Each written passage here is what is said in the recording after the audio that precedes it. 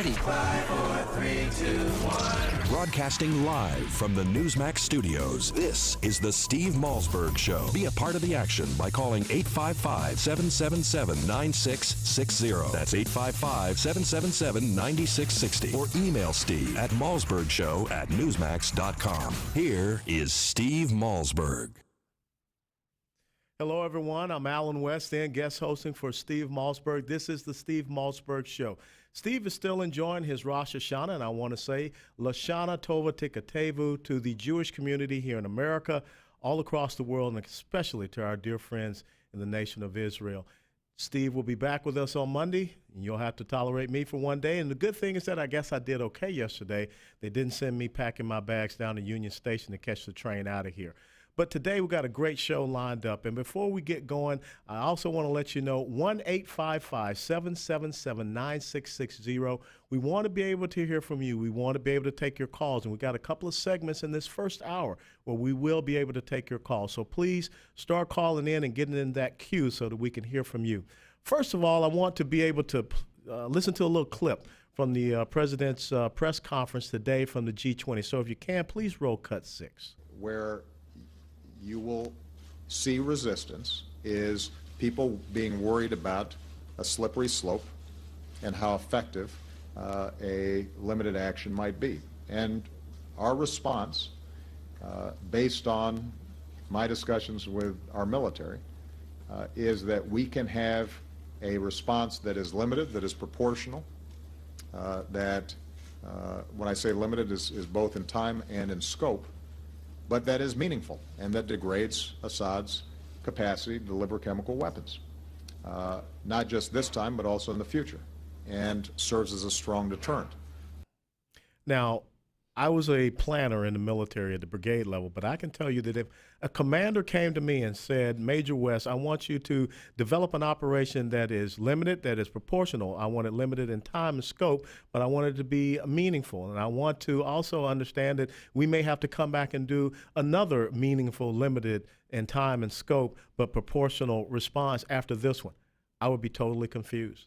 And I believe that that's what we see happening right now with our military planners. They are totally confused because they're not getting good guidance and intent from a commander. It is so important that a commander shows decisiveness. And I looked into the eyes of the president today during his press conference, and I really did not see that decisive commander that the United States of America and indeed the world will need right now. I would advise President Obama to please read The Guns of August, which is all about how the world stumbled into World War I because of miscalculations, because of not thinking about the unintended consequences. That's where we found ourselves. So today, we've got a great lineup. We're going to start off with Ambassador John Bolton, Admiral James Ace Lyons, J. Christian Adams, former Deputy Assistant Secretary of Defense Frank Gaffney, General James Conway, the 34th Commandant.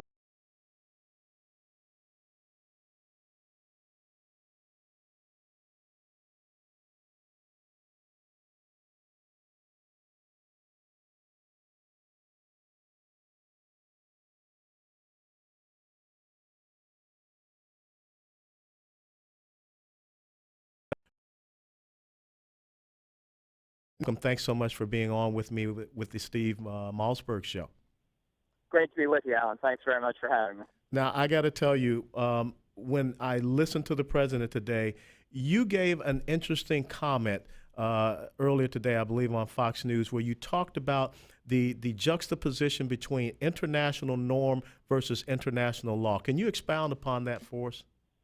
Yeah, you'll notice that the president and his advisors have repeatedly referred to what the Assad regime did as a violation of international norms and not international law, even though this administration, above all, would like to talk about international law. But the fact is, Syria never signed the Chemical Weapons Convention, and the Geneva Protocol of 1925, which some people cite, does not forbid the use of chemical weapons in intra-state conflicts, civil conflicts within a national border. That's not to say this is not horrible, but it's not a violation of international law. And I very much worry when you hear our president talk about international norms which people can debate, that's to say the least, but somehow the American military is out there enforcing philosophical concepts as opposed to vital American national interests.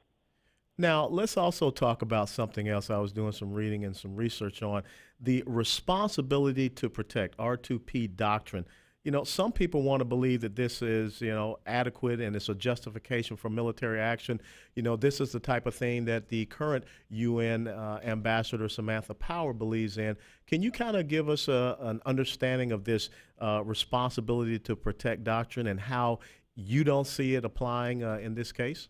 Well, you've put your finger on a very important point, and that's exactly what the president is thinking about. This is the same doctrine he referred to in Libya, and it derives from an earlier doctrine called the duty of humanitarian intervention. And it basically means the same thing, except, you know, the word intervention has a bad meaning. So now people don't intervene, they protect, but it amounts to exactly the same thing.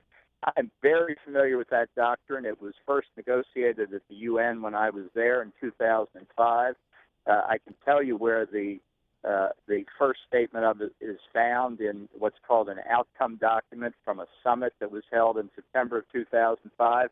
And I invite people to read paragraphs 138 and 139 of the outcome document. And if they can make any sense of it, more power to them. I did my best to water it down. And I think a fair reading of those paragraphs will convince most people that I succeeded. The State Department Legal Advisor's Office said that it's not legally binding on the United States. Basically, all that it says is governments have a responsibility to protect their own people, and maybe under appropriate circumstances, the international community has that responsibility too, but only if the Security Council approves. And we can see here in the case of Syria that obviously Russia and China are never going to agree to that.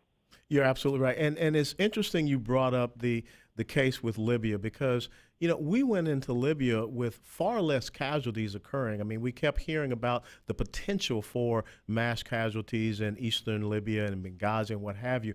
So why do you think it is that we have waited so long? You know, even before the chemical weapons, you know, just bullets and artillery shells and airstrikes, you know, everyone is saying you have upwards to 100,000 casualties. So why do you think we have waited to this point to really get involved when we had a window of opportunity to maybe make a difference in Syria a lot earlier? Yeah, well, I think you put your finger on another important point. I think it reflects the incoherence of the president's policy. And I think it also reflects the hole that he has dug himself into, beginning with his statement about the red lines on the use of chemical weapons during the height of the 2012 presidential But that's not campaign. his red line now, Ambassador. Oh, that's right. Oh, I forgot. He's never responsible for anything. But whoever drew it, you know, we had substantial evidence the Assad regime had crossed that red line in March of this year, and he didn't do anything then. So that's why I think it was a political problem he had created for himself, and he realized that his rhetoric had been exposed for the hollow structure that it really is. And then when he found that he couldn't get a Security Council authorization, he couldn't get the Arab League to endorse it, he couldn't get NATO to endorse it, he realized that his political problem was even deeper than it is. And it just goes back to my fundamental point. If there are vital American interests at stake, then I think we have to consider the use of military force, and I think Congress would approve it. But here, there are no vital American interests at stake. There's a political problem for the president, and I don't think Congress should pull him out of it. You know, it's interesting you say that. I want to play a cut from the G20 today. If you could, roll cut 7, please. I did not put this before Congress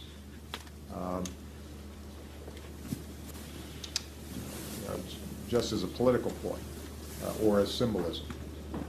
I put it before Congress because I could not honestly claim that the threat posed by Assad's use of chemical weapons on innocent civilians and women and children posed a imminent direct threat to the United States. In that situation, obviously, I don't worry about Congress. We do what we have to do to keep the American people safe. I could not say that it was immediately, directly going to have an impact on our allies. again, in those situations, I would act right away. This wasn't even in a situation like Libya where you've got troops rolling towards Benghazi and you have a concern about time in terms of saving somebody right away. This was an event that happened. My military assured me that we could act today, tomorrow, a month from now, that we could do so proportionally, but meaningfully. And in that situation, I think it is important for us to have a serious debate in the United States. Ambassador, there is no doubt that the president has, drawn himself into a very, very tight box. And most believe, I've heard numbers of up to 300 members of the House will be voting no. What options do you believe the president has if Congress comes back, the House definitely, and says they vote no, and the House is the representatives of the people? They're the voice of the people. Yeah, well, I think the president has constitutional authority here under the Commander-in-Chief Clause to direct the U.S. military to go after targets in Syria. I think he may doubt that he has it, and I think he's very worried about the politics of it. But his own argument, as you just played it doesn't make any sense. He had no way of knowing that having launched one chemical weapons attack, Assad was not going to launch another one. So the Libya argument seems to, in his mind, not my mind, but the Libya argument here about the responsibility to protect should have motivated him to use force without what could well be, at best, a month's delay before he's able to do something. And I think it is another piece of evidence of the confusion of his strategy, if you can call it that, to deal with Syria. And it mistakes what the real point is. The real problem is Iran. When we look at the true head, the true nexus of all this being Iran, strategically, and as I get ready to wrap up the interview, strategically, should we be focused on Iran rather than be focused, on the smaller ball, which is this incident in Syria? Because if you do something in Syria, you're going to have to contend with Iran in the later stage anyhow. Yeah, no, look, this is, for us, it's getting lost in a strategic sideshow. It's a tragedy in Syria, but the Assad regime would have fallen 2 years ago if the Iranians weren't in there giving it protection. And that's why I think that we should focus on where the real threat to international peace and security is and not get bogged down in a civil war. Well, I will go back again and I will say what I've said before. The president, I believe, strategically made a foolhardy choice to make a campaign promise to zero out our troop force presence in Iraq. We could have maintained some type of residual force, which is what the generals on the ground recommended, and we could have positioned them out there along the border with Iraq and Syria, on the border with Iraq and Iran, and we could have positioned them up there with the Kurdish forces, the Kurdish people, because I see that as a real threat also to the Kurds as well. So, Ambassador, I want to thank you so much for taking the time to join us, and I always look forward to your commentary. Well, thank you very much for having me on. Look forward to doing it again. Thanks so much. Ladies and gentlemen, that was former UN Ambassador John Bolton. 1-855-777-9660. We're ready to take your calls. We're going to have a 4-minute break, and when we come back, I'd like to hear from you on this situation in Syria and what are the concerns of the American people. This is Alan West, guest host in the Steve Malzberg Show. We'll be back right after this break. The Steve Malzberg Show. If your prostate is giving you problems and your doc says it's just part of getting older, be wary. Renowned physician and author Dr. David Brownstein thinks this is baloney. He's discovered a link between aging and prostate health and believes prostate concerns do not have to be an inevitable part of aging. That's why he created Prostate Revive. Hi, I'm Dr. David Brownstein. I personally formulated Prostate Revive to include the most essential natural ingredients available to help promote a healthy prostate gland and optimal urinary function. The producers of Dr. Brownstein Brownstein's Prostate Revive are so thrilled with the positive feedback from satisfied customers that for a limited time, they are willing to send you your first month's supply free. Plus, call now and you'll also receive Dr. Brownstein's special report, A Doctor's Guide to a Healthy Prostate. For details on getting your free bottle, call 1-800-596-REVIVE. That's 1-800-596-REVIVE. Take control with Prostate Revive. Call now while supplies last to claim your risk-free bottle at 1-800-596-REVIVE. In 2013, half of your friends, family, and neighbors may lose their jobs, all while you are robbed of 90% of your life savings, investments, and home's value. Controversial economist Robert Wiedemer, who was the only expert to predict the recession, has released a startling video with shocking evidence that the powers that be have tried to ban. But that hasn't stopped 50 million people from getting the truth. Watch it at Aftershock911.com. Aftershock911.com. Obamacare. More than $1 trillion in new costs. Hidden taxes, fees, big Medicare cuts, doctor shortages. How can we survive? To know Obamacare is to survive Obamacare. The Obamacare Survival Guide tells you everything you need to know to protect yourself, your family, your business. The Obamacare Survival Guide at bookstores everywhere. Special internet-only offer right now at Obamacare911.com.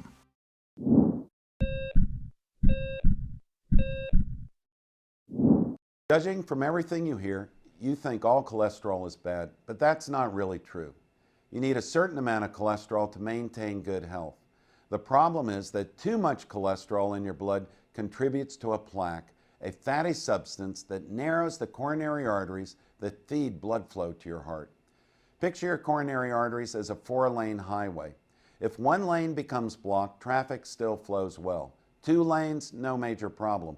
But if a 3rd lane becomes blocked, that spells trouble. It's the same way with your coronary arteries. And when plaque slows their blood flow to your heart, this can even cause a heart attack. The good news is that when it comes to cholesterol, lifestyle changes can pay off big time. Even a small reduction in plaque can be like opening up another highway lane. Suddenly, blood flow that was stalled can go forward again. Changing your lifestyle does not have to be hard. And in fact, here are 3 ways to help you start lowering your cholesterol. Snack on nuts. Nuts are probably one of the easiest and tastiest ways to lower cholesterol. Walnuts and almonds are among the best. Bulk up your diet with fiber. Choose whole fruits instead of a fruit juice, brown rice instead of white, and if you're eating a baked potato, be sure to leave the skin on. Choose fish. Fish contains cholesterol-fighting omega-3 fatty acids. I'm Dr. Chauncey Crandall, and thanks for watching this Heart Health Minute. Remember, it's never too late to prevent or reverse heart disease. Right now, I invite you to discover your own risk for heart disease or even a heart attack by taking my quick, free online quiz at www.simplehearttest.com.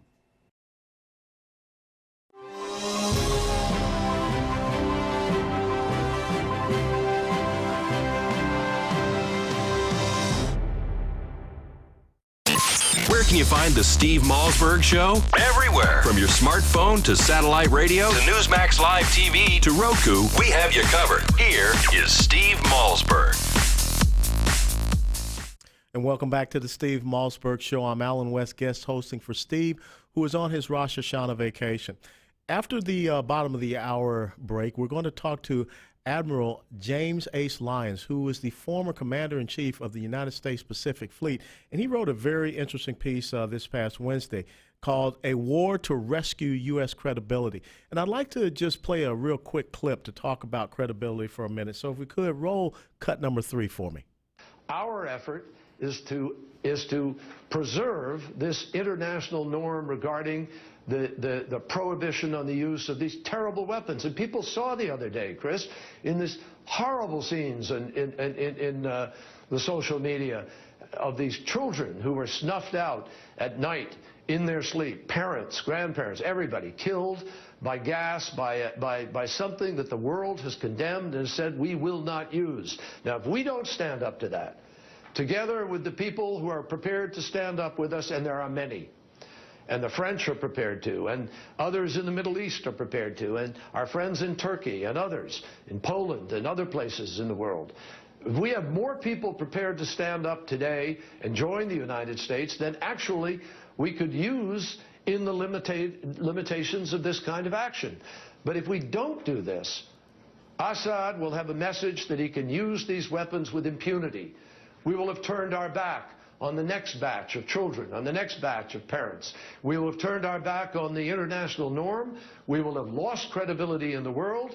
And I guarantee you, if we turn our backs today, the picture we all saw in the paper today and the media of those people being shot, that will take place more because more extremists will be attracted to this because they will be funded as the only alternative in order to take on Assad. You know, it's interesting when I listen to that clip and the talk about credibility, and Admiral Lyons wrote an incredible piece talking about a war to rescue U.S. credibility. I think it's very difficult to try to go to war to rescue credibility. That's not really a strategic goal and objective, definitely not an operational and definitely not a tactical one. But when you listen to Secretary of State Kerry, and he talked about the fact that we have many people that are standing up with us, well, so far that count is 9. And out of that 9, 2 of them, Turkey and Saudi Arabia, are there along with Qatar, and they're the ones that are supporting the Supreme Military Council, which is aligned with Al-Qaeda and Muslim Brotherhood forces, and they are the ones that are the most atrocious, the Islamist forces. So, you know, I can discount Turkey and Saudi Arabia, and you know, Erdogan, who is the leader there in Turkey, is without a doubt a primary Islamist. So, again, we need to understand what are the true goals and objectives. If we were serious about doing this, we would have gone in immediately. We would have sent planes, or we would have sent rockets and missiles, what have you, and the president would have stood up and said, this is an action I am taking because we cannot tolerate this. We have lost the initiative. So we're going to take a break. And when we come back from the break, we're going to have Admiral James Ace Lyons talking about his article. Alan West guest hosting the Steve Malzberg Show. We'll be right back. The Steve Malzberg Show.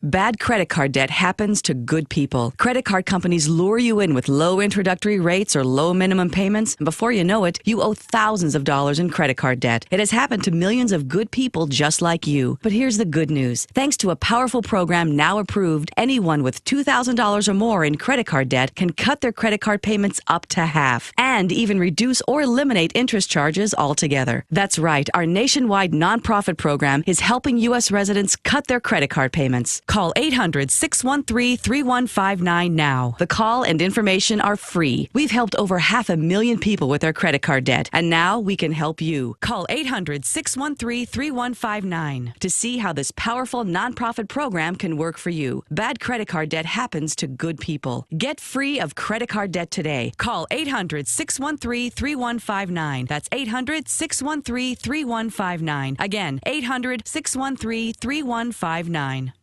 Hey guys, do you know your testosterone level? You should. Each year, declining testosterone robs more of your energy, drive, motivation, and even your ability to perform in bed. Take control of your testosterone today. Write this number down because Progene, the leader in dual-action testosterone supplements, is now giving you a free supply if you call today at 800-592-4834. If you'd like to feel closer to 20 than 40 and get back that energy, drive, and confidence, call now to try Progene risk-free. Don't believe us? We'll even prove it works. Ask about our at-home testosterone test kits and see for yourself what Progene can do for you. Be one of the next 100 callers. We'll triple your order and send you a full 1-month supply of Progene for free. A $70 value for only the cost of shipping and handling. Call 800-592-4834 for details. Know your level and kick your drive back into gear with Progene. Call 800-592-4834. That's 800-592-4834. Again, 800-592-4834.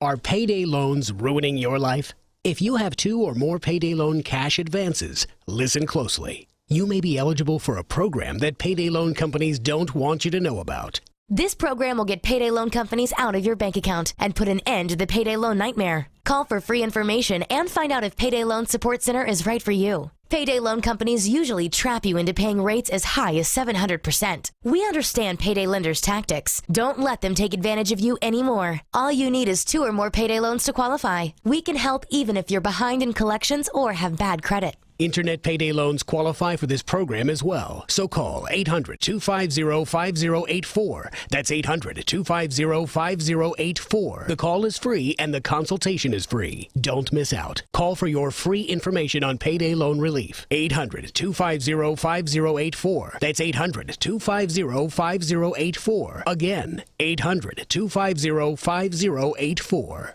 150 million people suffer from headaches. All you want is for the pounding in your head to stop. Migralex stops the pounding. Migralex was developed by a neurologist and founder of the New York Headache Center. I'm neurologist Dr. Alex Malzberg. After studying and researching the human brain for 25 years, I've developed Migralex, which eliminates pounding headaches. It works for my patients, and I'm so convinced it will work for you. I don't just guarantee it, I put my name on it. Dr. Malzberg's Migralex gets rid of headaches fast without harsh caffeine, sodium, or preservatives. Migralex works unbelievably fast, and it's gentle on my stomach. Find out how to get your free bottle of Migralex. Call 800-532-2967. Plus, if you're one of the first 100 callers, you'll also receive the Migralex Quick Tips to Headache Relief absolutely free. That's 800-532-2967. Or go to migralexrelief.com. MIGRALEX relief.com. Or call 800-532-2967.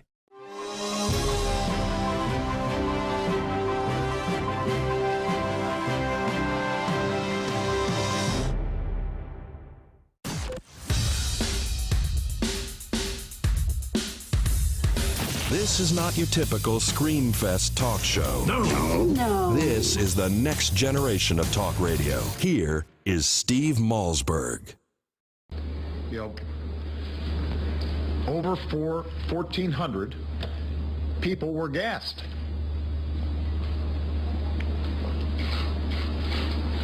Over 400 of them were children. This is not something we've fabricated. This is not something that we are using as an excuse for military action. As I said last night, I was elected to end wars, not start them. I've spent the last 4.5 years doing everything I can to reduce our reliance on military power as a means of meeting our international obligations and protecting the American people. Ladies and gentlemen, that was President Barack Obama at the G20 press conference. And joining me is James Ace Lyons, Admiral, former Commander-in-Chief of the Pacific Fleet, and also a senior military representative to the United Nations. Admiral Lyons, anchors away. How are you doing, sir? Oh, it's great to be here. Nice talking to you. Absolutely. Now, you wrote a very incredible piece this past Wednesday, and it was called A War to Rescue U.S. Credibility. And the first line is just very apropos to the situation we see. It says, threats that precede facts are ill-advised. You know, when you just listen to that clip that we played of the president, the most important role of the president is commander-in-chief. And when you have a president that says, you know, I was elected to end wars, not start them, and furthermore, I have been doing everything I can to reduce our reliance on military power as a means of meeting our international obligations and protecting the American people. You know, the Constitution says you're supposed to provide for the common defense of the United States of America. Do we have a president that is actually going out and eroding our military capability, but yet going out and now all of a sudden trying to, you know, oversell that capability? Well, he left out the one part in the statement. He's unilaterally disarming our military capability, and in the time, in the chaos throughout the world, and certainly the tragedies that are going on in the Middle East and the threats we're receiving, both from Russia and China, this is not the time to be unilateral disarming our military. You know, when I look at your piece, you said something that was very, very poignant and, you know, some people may say controversial. You said we have the weakest and least credible national security team in recent history. The office of President of the United States used to command worldwide respect, but under President Obama, it has been greatly diminished. Do you think that the president is more so a political, ideological figure and not a figure that is concerned really about the foreign policy, the national security of the United States of America? Well, quite frankly, I think he's in over his head. He doesn't have the experience really to carry out his responsibilities as Commander-in-Chief of our great military forces. Now, when you look at, because you've been a combatant commander, you've been out there, you know what it means to have to provide forces or receive forces for a contingency operation in one of the geographical areas of responsibility. Yours was out there in the Pacific. As you sit back and look at this proposed strike against Syria, what are your concerns? What would you be concerned about if you were the Central Command Fleet Commander? What would you think about now? What are those second and third order effects that I have to be prepared for? Well, first, let me say this. You know, there are no good sides in this Syrian civil war. Clearly, there's no secular force that can be clearly identified. And our principal objective in the Middle East today and for the foreseeable future is to prevent Iran from achieving a nuclear weapon capability. Everything else pales in comparison. So to waste our assets going into that civil war, which clearly would put us on the side of the Al-Qaeda and Muslim Brotherhood rebels, makes absolutely no sense to me. Now, let me put you in this hypothetical situation. If you're sitting there, you're a member of the Joint Chiefs of Staff, and you're with General Dempsey right now, what would you be talking to him about as far as, you know, the true military options? Because there's no doubt the Navy is going to play a huge part in what is going to happen there in Syria and indeed in the Middle East. What would be your recommendations to Chairman Dempsey and also to Secretary of Defense Hagel? Well, first of all, I think it's a mistake to go in.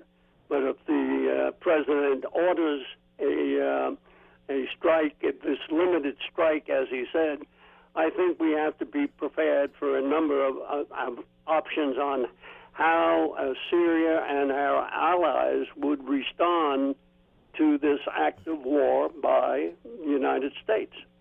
And so we have to go through and look at the assets that the enemy side has and then be prepared to take follow-on action. You know, it's for one thing for the president to say, well, I'm only going to do this limited strike. He doesn't control the whole game plan. Mm-hmm. There's another side to this equation. The enemy has a vote. Has not been properly addressed. Yeah, the enemy always has a vote. And, you know, great military leaders like you taught me as a young officer that anytime you're laying out a plan, you have to look at what your action is, what the enemy's reaction is, and then what your counter action will be. Because if you don't have that, you know, decision synchronization matrix in your mind, or even if you don't have it laid out, then you're going to have those unintended consequences. Then you're going to have those effects that you're not prepared for. And truly, it becomes a series of uncontrollable actions. And I think that really is what a lot of people are concerned about, that the case has really not been made for, you know, is the objective? What will we get out of Syria? And then what happens afterwards? Because just saying we're going to go pinprick, shot across the bow, you're a Navy man. The thing about a shot across the bow, if you don't respond to that shot across the bow, the next shot goes into your rudder or it goes to sink that ship. And are we prepared to do that? Do you think we're prepared to really take it to the next level in the Middle East?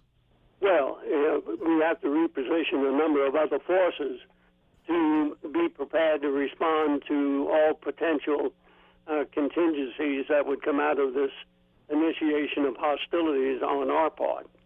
But again, going back, I think it would be a tremendous mistake and losing sight of what our principal objective is in the Middle East, which is the prevention of Iran from achieving a nuclear weapon capability. Now, when you talk about Iran, and I can understand that, you know, they are really the nexus, as I continue to say, what type of action do you believe we should maybe initiate against Iran if we're not going to do something against Syria? Because I believe that if you can erode that support that Iran provides to Syria and to other non-state terrorist actors, maybe that's cutting off the head of the dragon. Maybe that's where we should focus. What type of options do you think we have there? Well, let me say this, Alan. Iran has been at war with the United States for almost 34 years. Yep. Ever since the takeover of our embassy in Tehran, the blow up of our Marine barracks, blow up of our embassy, they've cost thousands of American lives. They provided training and material support to the 9/11 hijackers. They caused thousands of deaths in our Iraq war with IEDs. And yet every president since Carter to the current one has always found an excuse not to respond to Iran. And consequently, as you say, that serpent has grown larger and larger and larger. And each time we delay, the task becomes much more difficult. There's no question, I believe we still have the capability to neutralize their nuclear weapon infrastructure. And I think, should they respond in any way whatsoever, be it through Hezbollah or any direct action on their part against us or our allies in the region, meaning Israel, we should use that opportunity then to formulate our plan to take out that nuclear weapon infrastructure. That would be step one. It would restore our credibility throughout the world and would cut off the head of the dragon, as you say. Well, without a doubt, what we have already seen, and I believe that a communique was intercepted coming out of Iran just recently saying that if the United States does take an action in Syria, that they are sending orders for their supported Islamic terrorist groups to attack our embassies in the region, to include there in Iraq. And as you know, we do not have any type of residual military force there in Iraq. And you already see us issuing orders to have Americans evacuated out of the embassies and consulates in Lebanon and also in Turkey. You know, Admiral Lyons, I want to thank you so much for joining us, and I want to thank you for being a mentor to me as well. It's great to be here. Thanks again, Alan. Thank you, sir, and anchors away. Thank you. Ladies and gentlemen, that was the former Commander-in-Chief of the United States Pacific Fleet and also senior military representative of the United States to the United Nations, Admiral retired James Ace Lyons. And he brings up these great points that we have to really start looking through is the follow-on planning for an operation such as this. And really, when are we going to stand up and go after the real enemy in the Middle East, which is Iran? And in my time in Iraq and Afghanistan, the Admiral was absolutely right. The explosive force penetrators and other types of weaponry that we recovered in Iraq and also Afghanistan are emanating from Iran. And you can go all the way back to 30 years ago when Hezbollah initiated the suicide bombing attack against our Marines in the Beirut barracks, killing 238 of those Marines of, I believe, the 22nd Marine Expeditionary Unit out of Camp Lejeune. We have an enemy that has presented themselves, and because of what we did in deposing the Shah of Iran, not supporting him, we elevated the Ayatollahs. We gave a resurgence to radical Islamic terrorism. All right, ladies and gentlemen, we're going to take a break. 1-855-777-9660. Want you to join in with the conversation. Give us a call. I'm Alan West, filling in on the Steve Malzberg Show. The Steve Malzberg Show. Drug, alcohol, and gambling addiction can be devastating for you and your loved ones. Don't let the disease of addiction ruin everything you've worked so hard for. The Treatment Helpline has helped thousands of people just like you take control of their addictions and live healthier, cleaner, and happier lives. You are not alone. Now there's hope. The Treatment Helpline has helped people just like you overcome their addiction. If you or a loved one is suffering from a drug, alcohol, or gambling addiction, let us help you today. Call 1-800-813-9821. Our seasoned addiction treatment professionals can show you how to use your private health insurance to help cover the costs of this life-changing program. Call now and get a free confidential consultation. 1-800-813-9821. That's 1-800-813-9821. Help is only a phone call away. Call 1-800-813-9821. That's 1-800-813-9821. Here's today's silver shortage update from Lear Capital. Reports keep coming. The shortage is growing. Twice already this year, the U.S. Mint has run out. Last time this happened, the silver price jumped 40%. It's time to take advantage with this special offer from Lear Capital. For a limited time, buy 20 new silver polar bear coins and get one free. The only 1.5-ounce coin on the market. It's minted with the finest silver, carries a government guarantee, and is eligible for IRAs. The silver polar bear is available exclusively from Lear Capital. But don't wait. Silver supplies are shrinking and availability is not guaranteed. This offer is limited to a minimum purchase of $5,000. Call right now. 800-634-0482. 800-634-0482. Call Lear Capital now. 800-634-0482.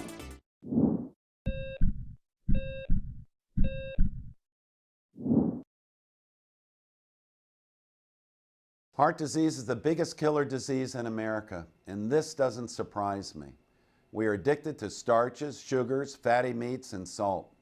People who live in countries with little heart disease eat very differently. One way some people stay heart healthy is by following what is known as the caveman or Stonehenge diet, so named because of its similarity to the way our prehistoric ancestors ate. People who follow this type of diet live off local fruits and root vegetables and get their protein mostly from fish and wild game they shoot themselves. Now, since most of us don't hunt or fish for all our protein, here are some simple tips on how you can start to eat like a caveman, modern day style. First, fill up on fruits and vegetables. Eat them first and you'll be less hungry. Feast on fish, which is rich in nutrients but not in calories. Choose fatty fish like mackerel, herring, sardines, and salmon, which are rich in heart-healthy omega-3 fatty acids. Get out and go for a walk. Remember, our ancestors were hunters and gatherers, so they didn't spend their time sitting in front of a TV or computer all day. If you live more like a caveman or a cave woman, your heart will love you for it. I'm Dr. Chauncey Crandall, and thank you for watching this Heart Health Minute.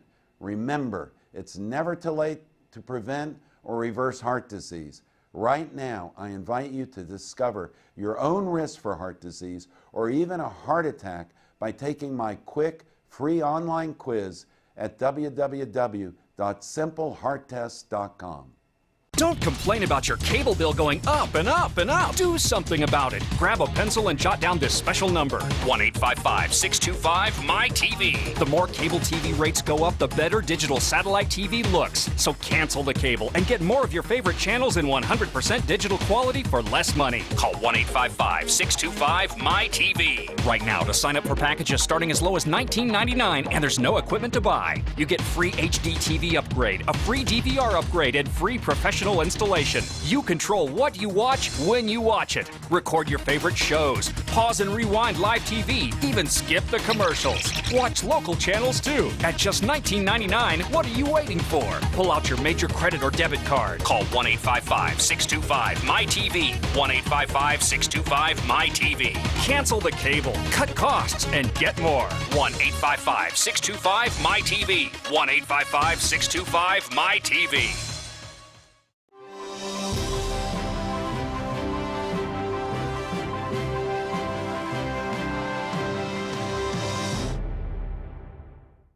The Steve Malzberg Show is just a bit different from the other radio shows. We have TV cameras. Watch the show at Newsmax.com or listen on your favorite radio station.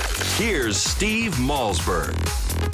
And before this incident occurred, no one in this country, or almost no one besides McCain and his colleagues, a few colleagues, wanted to enter us into a Syrian civil war where no vital interest of this country is remotely at stake in the outcome, except that we don't want al-Qaeda in power. What this is behind the scenes, the Syrian war is the dress rehearsal for the war on Iran. It is the back door to the war on Iran. The people you see championing robust attacks and bringing down Assad and going are the same ones who want to go to war with Iran and do not want to negotiate with the new regime. And quite frankly, were appalled when something of a moderate regime in Iranian terms was elected to negotiate with the United States. Now, I understand McCain. If McCain is saying that, look, if you're going to do a light attack, you're not going to bring down Assad, which he would like to do. You're not going to degrade him sufficiently so he can be defeated. And what's going to happen is retaliation against the United States or its allies or its interests, and it's going to look like a victory for Assad. That was Pat Buchanan giving his assessment of what's going on. We're going to go to the phone lines right now, and we have a caller, Ed from Indiana. Ed, you're on the Steve Malzberg Show. Hi there, how are you? I'm doing very well, sir. How are you? I truly appreciate the effort you've been putting forth, and I wish the voters in Georgia had taken a different turn.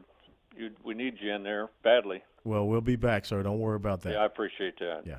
I would just start out with the comment that a community organizer doth not a president make.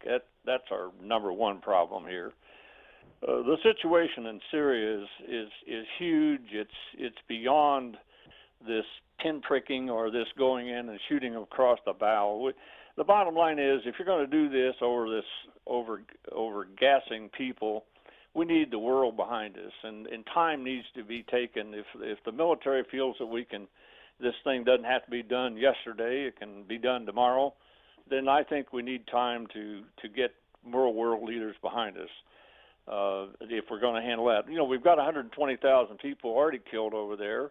I certainly feel sorry for the 1,400 that were gassed. It's a tragedy. But the bottom line is, no one got exercised over 120,000 people. Certainly gassing is against the 1925 action, and other action has taken place since, but Syria is not a part of that treaty. Absolutely. So the bottom line is, we've just got to back off.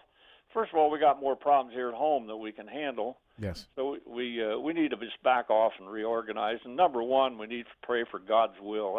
That's the thing that's missing in all this action, as I see it. I'm with you there. Well, I want to tell you, Ed, when I listen to, we're going to degrade Assad's capability. I was an artillery officer, and a lot of people need to understand that chemical weapons are normally delivered in rocket or missile form with surface-to-ground delivery systems, artillery tubes, mortar tubes, rocket missile launchers. These are very mobile things. So when you talk about degrading that delivery system or that capability, those are the type of things that, I could hide it and park it in my garage. Exactly. And a cruise missile does not strike, does not attack a mobile target. It's a stationary target. Now, there are those, and last night when I was on the Hannity show, Juan Williams was saying that we need to go after his Air Force and take away that capability, which will enable the rebels to move against him. You just heard Admiral Lyons saying there really aren't any good sides that are there. So all of a sudden you take away that air cover, you're going to allow those forces that are supported by Turkey, Saudi Arabia, Qatar, Muslim Brotherhood, being, Al-Qaeda related, to be able to go on an offense, because the Free Syrian Army, the ones that we believe to be moderate, they really don't have that equipping. And, of course, if you do give weapons and support to the Free Syrian Army, then the extremist forces are just going to turn on them. So even if a Free Syrian Army were to get our support, even if we were trying to shift the balance toward them, first of all, they've got to defeat an Assad military. Then secondly, they have to defeat an Islamist, force.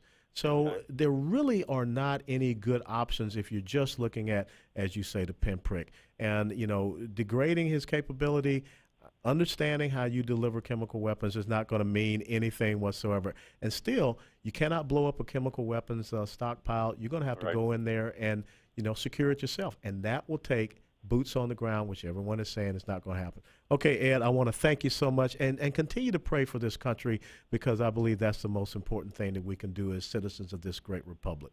Amen, brother. All right, we're going to go to Daniel in Wisconsin. Daniel, you're on the Steve Malzberg Show with this guest host, this old artilleryman, Alan West. How are you? Oh, just fine, Colonel West.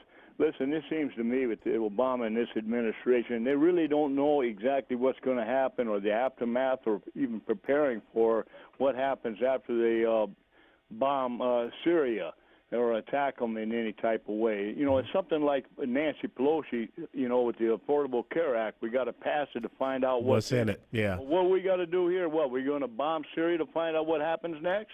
Well, you know something, and you know, I grew up down south in Georgia, and the thing is, if you go up with a bat or a stick and you swat a hornet's nest, you better be prepared for the hornets to come out after you, and they're not going to be really happy. They're going to attack the very first thing they see, and I just don't believe that we understand those unintended consequences, the second or third order effects. And it's exactly what has happened in Libya. The president, without congressional approval, went into Libya, and it was less of a quote-unquote humanitarian crisis, less killing than what we see in Syria. And he shifted the balance. You know, Gaddafi gets killed. Gaddafi was warning us. He's saying, I'm fighting al-Qaeda. I'm fighting al-Qaeda. And look what happened. Now it is a hotbed of radical Islamism. You know, next Wednesday, we're going to unfortunately have to remember the deaths of 4 Americans, to include an ambassador. That should not be the new normal. But the worst thing is that now Islamic terrorists are being trained in Libya to go fight in Syria. So you're right. I don't think that they have laid this thing out in their minds very concisely. They don't know those effects. And just the same as when that young Serbian nationalist shot the Archduke Ferdinand back in 1914, you know, it set into course a series of events that were uncontrollable, and it became the war to end all wars. So I want to thank you so much, Daniel, for your call, and go Badgers, and go for the Pack. I know you guys are going to be starting the NFL season up there. Yeah. Well, thank you, President West. Oh my God, you just got me in trouble. They'll be quoting that. All right. We're closing out this first hour. In the second hour, guess what? We got J. Christian Adams. We got Frank Gaffney, who is the president of the Center for Security Policy, and also the 34th Commandant of the United States Marine Corps, General James Conway. You're listening and you're watching the Steve Malzberg Show. I'm Alan West, guest hosting. Come back and join us after the break. The Steve Malzberg Show. If you are successful at what you do, whether you're a doctor, a lawyer, a business owner, or you have a great career, you understand the concept of protecting yourself. Well, are you protecting yourself, your family, and your assets with quality term life insurance? Consider these possible rates. A man age 45 non-tobacco user could obtain $1 million of coverage for as little as $75 a month, and this rate is fixed for the next 10 years. We specialize in policies of $500,000 and above. A man age 50 non-tobacco user may be able to obtain $500,000 of coverage for as little as $115 a month. And this rate is fixed for the next 20 years. We have great rates for smokers too. Call the Term Lifeline now. 800-430-1309, 800-430-1309, 800-430-1309. Are payday loans ruining your life?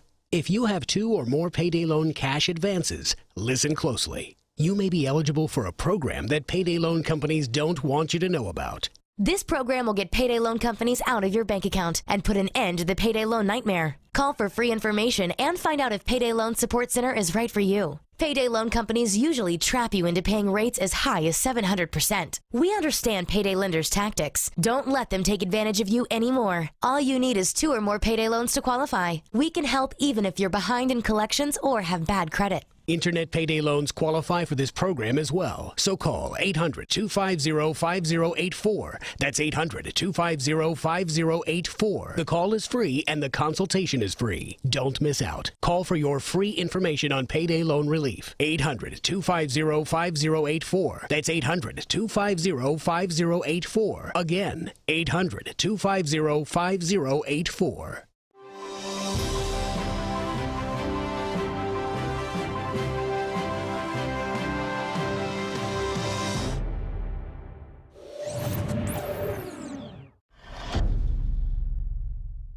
Hello and welcome to your Newsmax Now update. I'm John Bachman. President Obama wrapped up his meeting with world leaders at the G20 summit in St. Petersburg, Russia today, but attempts to gain support for military action against Bashar Assad have fallen flat.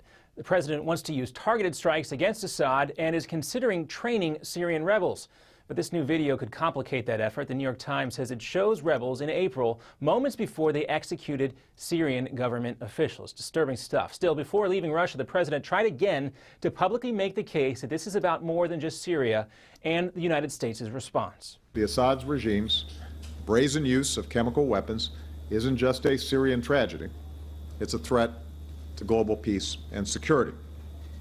Syria's escalating use of chemical weapons threatens its neighbors: Turkey, Jordan, Lebanon, Iraq, Israel. It threatens to further destabilize the Middle East. Retaliation, of course, is also a concern. The Wall Street Journal reports that the U.S. intercepted an order from an Iranian official telling militants to attack American interests in Baghdad if a strike is launched against Syria. Well, the president is pushing Congress to authorize use of force, but lawmakers are getting pushback from their constituents. A recent poll shows most Americans oppose a military strike in Syria, and that was on display clearly yesterday during a town hall meeting hosted by Senator John McCain in Phoenix. One of his constituents pushed back very hard on the senator's comments that there are no good options in Syria. You can do it by diplomacy and negotiation, not bombs, Senator McCain. You cannot afford to shed more Syrian blood. Now, McCain did add that Americans will soon see irrefutable evidence that Assad was behind that deadly chemical weapons attack a couple weeks ago. So we'll see what happens there. And U.S. employers added 169,000 jobs in August, slightly less than what economists had predicted. The report also says employers added fewer jobs in July than previously thought. The unemployment rate still fell, though, 0.1% to 7.3%. It's the lowest that number has been in nearly 5 years, but part of the reason is that more Americans stopped looking for work. Overall, this report is seen as a big setback for the nation's economic recovery. And two brothers, one a New York City police officer, the other a Customs and Border Protection officer, are arrested for international arms trafficking. A third brother living in the Philippines has also been charged. Federal prosecutors say they used their law enforcement credentials to obtain military-grade assault rifles and smuggle them into the Philippines. And coming up next on your Newsmax Now update, a huge milestone for the future of commercial spaceflight. See what it was next. Plus, a Newsmax exclusive with Pulitzer Prize-winning investigative reporter Matt Apuzzo on the New York Police Department's controversial counter-terror efforts. Next. Obama wants your money, and he's determined to get it. He wants your money to buy off unions, his Wall Street cronies, and to expand the Obama welfare nation. Well, Swiss America is determined to stop him from stealing your money. They want to send you an award-winning film, I Want Your Money, on DVD that exposes his plan. It'll help keep the government's hands off your money using gold, silver, and other hard asset strategies to protect your hard-earned money. Call today and request the DVD, I Want Your Money, normally $19.95, yours absolutely free. Let Swiss America show you how to use gold, silver, and other hard assets to protect your hard-earned money. Call now. 800-978-3907. 800-978-3907. Call Swiss America right now. Learn all about investing in gold. 800-978-3907. That's 800-978-3907. Call right now. In 2013, half of your friends, family, and neighbors may lose their jobs, all while you are robbed of 90% of your life savings, investments, and home's value. Controversial economist Robert Wiedemer, who was the only expert to predict the recession, has released a startling video with shocking evidence that the powers that be have tried to ban. But that hasn't stopped 50 million people from getting the truth. Watch it at AftershockVideo.com. AftershockVideo.com. What is Lignet? Lignet is knowledge. Lignet is power. Lignet is global. Top-level officials, U.S. intelligence officers, national security advisors, foreign operatives, all reporting directly to you. What is Lignet? Lignet is confidential. Lignet is sensitive. Lignet is security. What is Lignet? They're the ones taking the world's pulse. If you're not in the know, you're not on Lignet.com. You've been briefed. And welcome back. Commercial spaceflight takes another step forward. Virgin Galactic's Spaceship Two went supersonic for the second time over the Mojave Desert yesterday.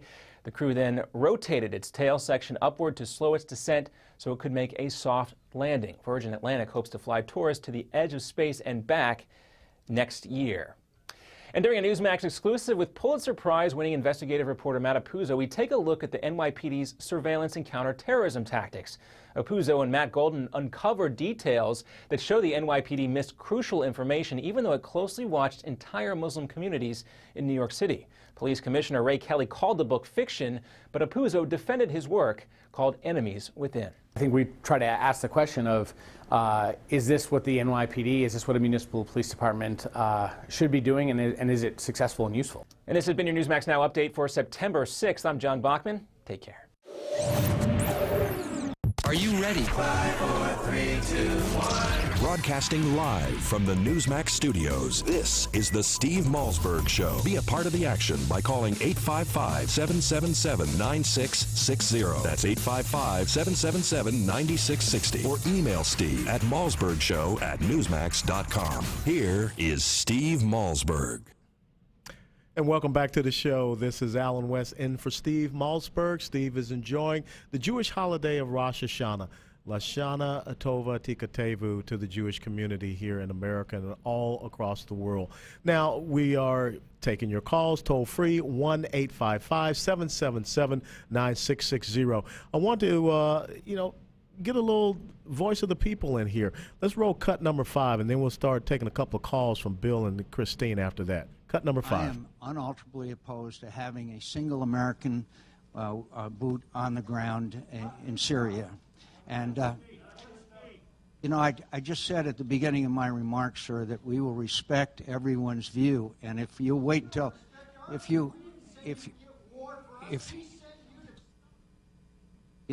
what you're doing is not just disrespectful. What you're doing, sir, is not just disrespectful to me, but you're disrespectful to others who would like their opinion and their views heard. So I would appreciate it.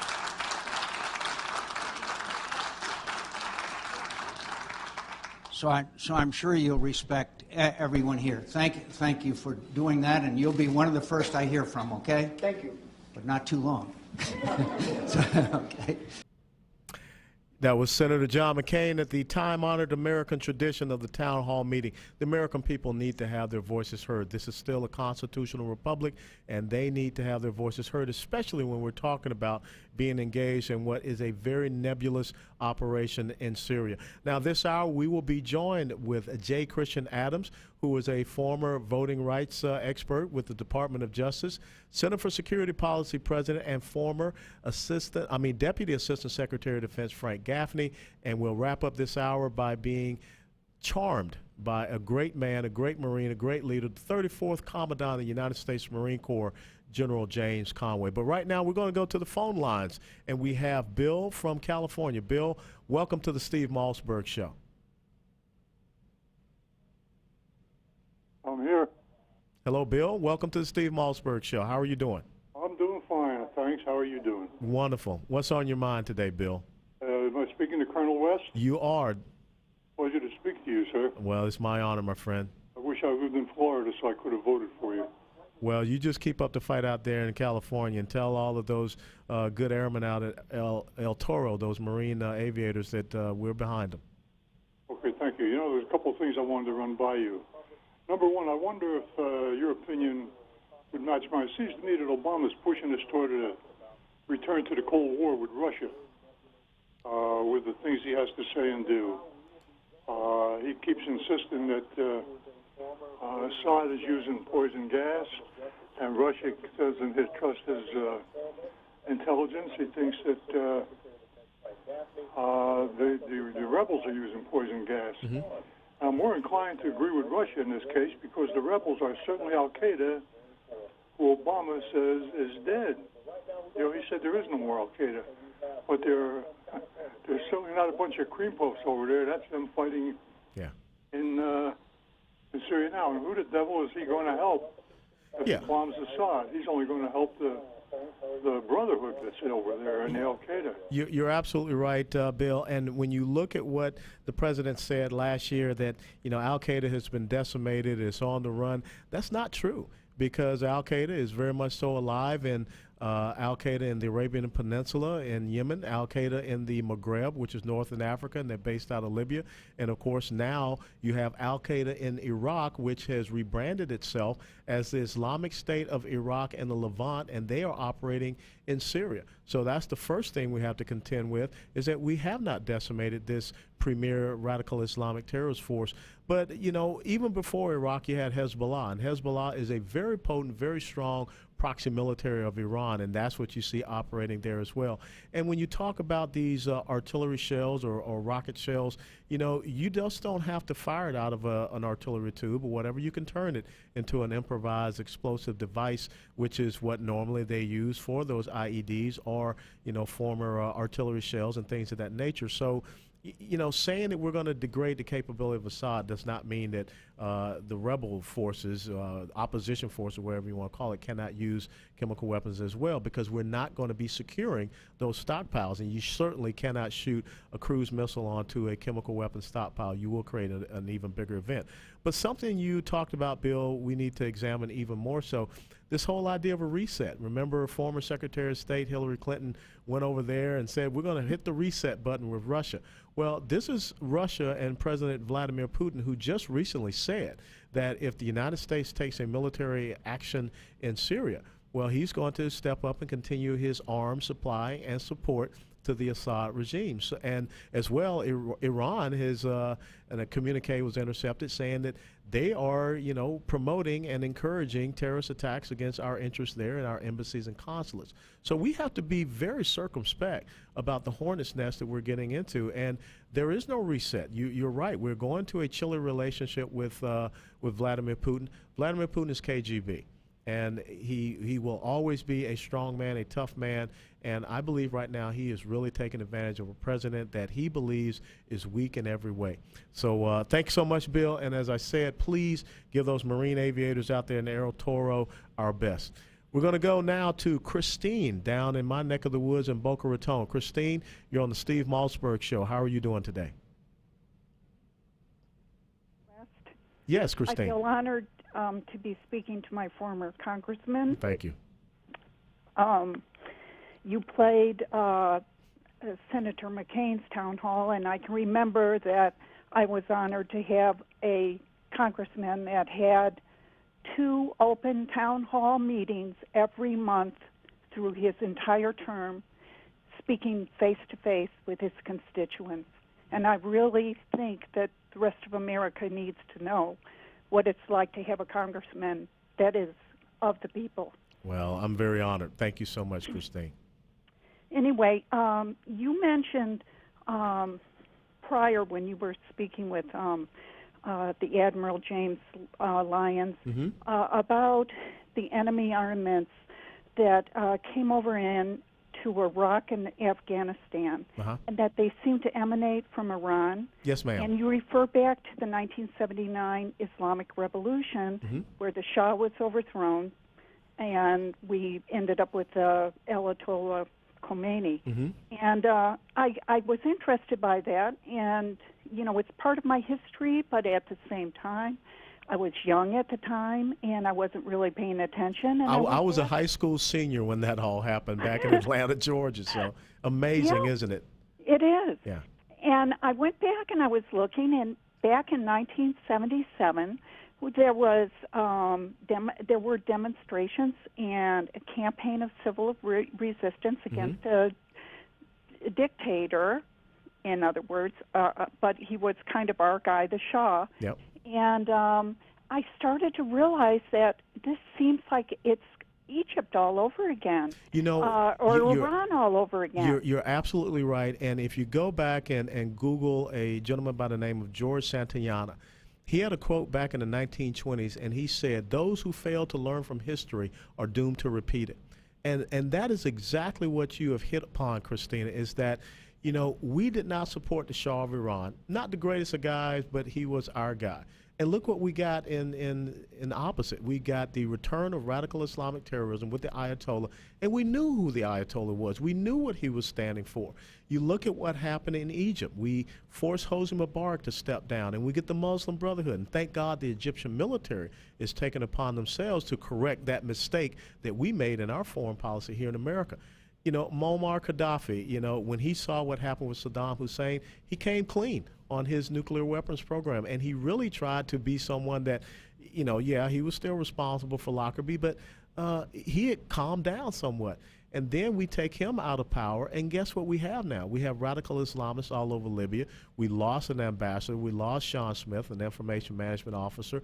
We lost 2 former Navy SEALs, and we have no idea what happened there, and we have no idea about who to bring to justice. It has just gone out of control. So again, we're getting involved in a situation where, I hate to say it, we may end up once again creating a series of events where the radical Islamists come to power once again.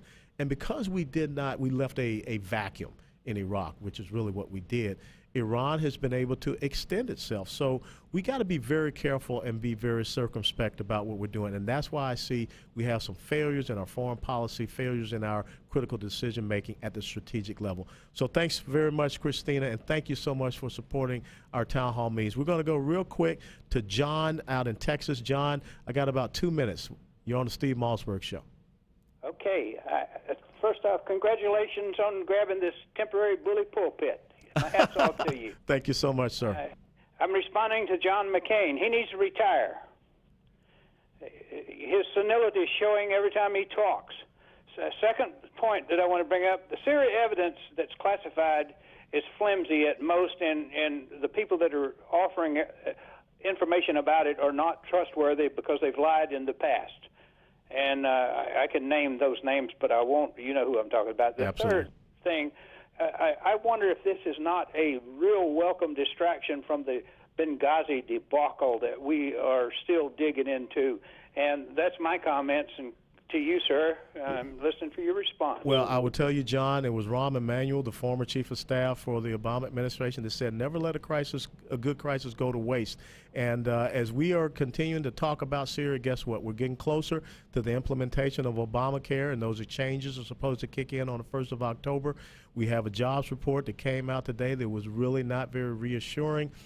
We have a debt situation. We're getting close to hitting that $17 trillion mark as far as our debt ceiling. We are running out of funding for the government. We got a continuing resolution. We have so many things to contend with. And for those of you listening, look up the Cloward-Piven strategy. And I really believe that that's what's playing out here. So much going on, so much overwhelming the American people. They don't know which way to go. So, John, thank you for your call. And stay safe out in Texas, because I hear there's an effort to try to turn Texas to being a blue state. All right. I know, and I hope they redistrict you back into the Congress. Well, we'll keep fighting, and we'll be back so we can be a voice for the American people. All right, John, thanks for your call. This is Alan West, a guest hosting the Steve Malzberg Show. We're going to go to a break, and when we come back out of this break, we're going to talk about voting rights and some of the things that the administration is doing and some of the things that you need to be very concerned about with J. Christian Adams, who was once a member of the Department of Justice, an election lawyer, and author of the book Injustice, Exposing the Radical Agenda of the Obama Justice Department. This is Alan West. Please keep your calls coming at 1-855-777-9660, and we'll see you right after the break. The Steve Malzberg Show. Do you owe the IRS? Do you have unfiled tax returns? Have you received a wage garnishment or bank levy? Maybe a lien has been filed against you. OMG Tax can help you with all your IRS tax problems. Don't wait another second. Take action now. Call my team at OMG Tax. Honest and professional, we don't make false promises. If you owe back taxes, or if the IRS is garnishing your paycheck, you need help now. OMG Tax can help you get your life back to normal.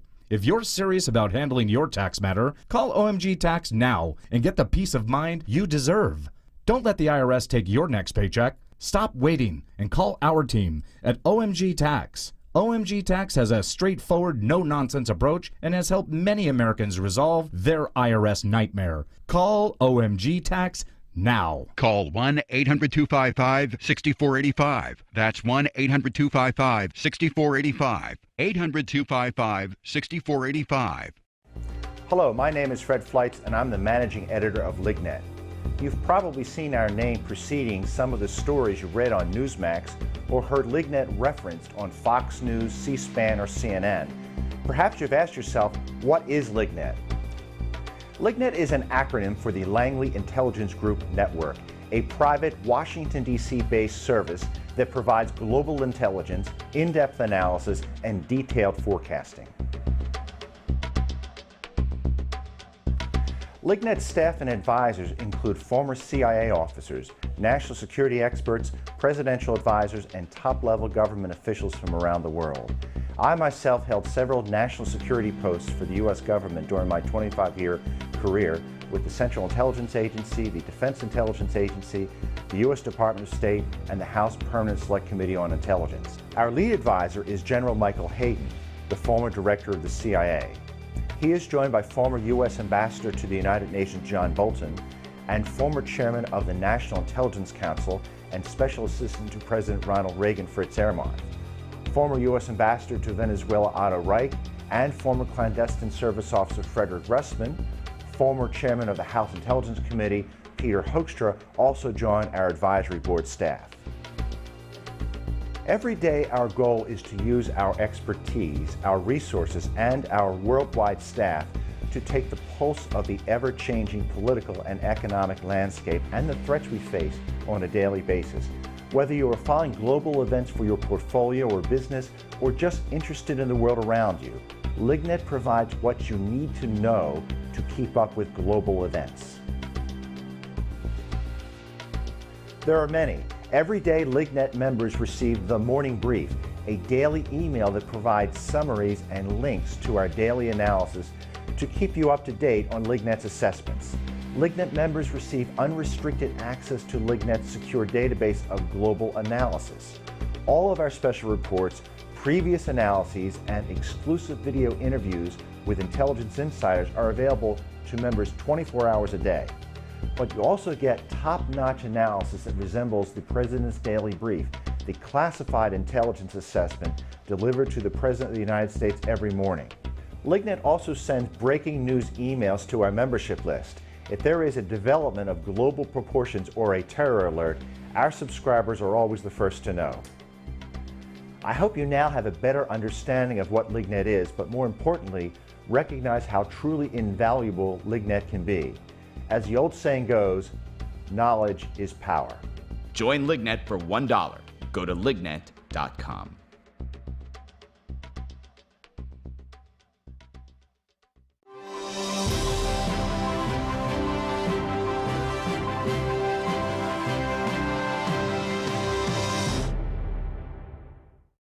Breaking news and breaking hearts. Aww. This is the Steve Malzberg Show. Welcome back to the Steve Malzberg Show. This is Alan West. I'm guest hosting, and thank God I did okay yesterday on Thursday. They allowed me to come back today on Friday, and who knows, maybe they'll let me come back sometime later, hopefully before it gets too cold up here in New York City, because, you know, my South Florida, Georgia blood can't deal with that freezing cold weather. But anyhow, joining us now is J. Christian Adams, former Department of Justice election lawyer and author of Injustice, Exposing the Radical Agenda of the Obama Justice Department. Welcome to the Steve Malzberg Show, Christian. Thank you, sir. Thanks for having me. You know, the good thing is that I can call you Christian and not have to worry about an atheist group bringing some type of lawsuit against us, because that's your name. Yeah, demanding I change my name. Absolutely. Yeah, they probably will, because your name probably offends them. But anyhow, let's get to this important point. You know, I was there when the RNC had their 50th luncheon to honor the March on Washington. And Representative Jim Sensenbrenner of Wisconsin, who sits on the Judiciary Committee, stood up and said something that was very surprising to the RNC chairman, Reince Priebus, and very surprising to myself. And this was about how he's going to fight to overturn the Supreme Court decision about the Voting Rights Act, Section 5. Tell us a little bit about this Voting Rights Act, Section 5, and why you think we should be concerned about what Representative Sensenbrenner is seeking to do? Yeah, the Supreme Court in June said that the federal government does not have the power now to oversee the state election laws in 15 states, which incidentally included New York, and it included some boroughs of New York and not others. That's how out of whack the law was. And the Supreme Court said, you know what, in 2013, we no longer have to submit every election change to the federal government for approval. It's not 1965 anymore. There's been enormous strides in civil rights, and you don't need to keep doing this. Well, as you said, Jim Sensenbrenner stood up and said, by golly, I want to see the federal government back in the business of rejecting photo ID like they did in Texas, like Georgia's citizenship verification that the Justice Department rejected in 2009. A lot of other radical exercises of power over state elections. And why Jim Sensenbrenner wants to do this and put New York and other places back under federal control is beyond me. Well, Christian, in 2008 and 2012, the black voter participation rate exceeded all other groups. Am I correct? That's right. And in places like Mississippi, there are more black elected officials than white per capita. So this is not about race. This is about protecting the integrity of our electoral system. And you're talking to a guy that kind of understands about the lack of integrity in the electoral process based upon what I saw in St. Lucie County in the 2012 elections. So what do you think is the real purpose behind what the Obama administration is doing, Jim Sensenbrenner is doing? Because North Carolina, Texas, you talked about Georgia, they're going after these states. They're trying to reverse this law. They're trying to make it seem racial. What is the real intent behind these efforts? Well, it's like so much with this administration. It's about power. Power is what they're after. And they want to have control over state election laws, whether it's voter ID or citizenship verification. And, the founders gave the states the power to run their own elections because they knew it protected liberty. The more diffuse, the more scattered power was over elections, the freer we would be. But this is an administration that doesn't like freedom, and that's why they want the federal government to have power over state elections. Well, Christian, I want to thank you for all the efforts that you are leading as far as standing up against this, because the last thing we need to see is for our great constitutional republic to become a third world voting system like Zimbabwe. So I appreciate you being on the show, and I will continue to fight and stand up with you. And I know Catherine Engelbrecht with True to Vote are doing some great things as well. Thank you, Alan. Thanks so much.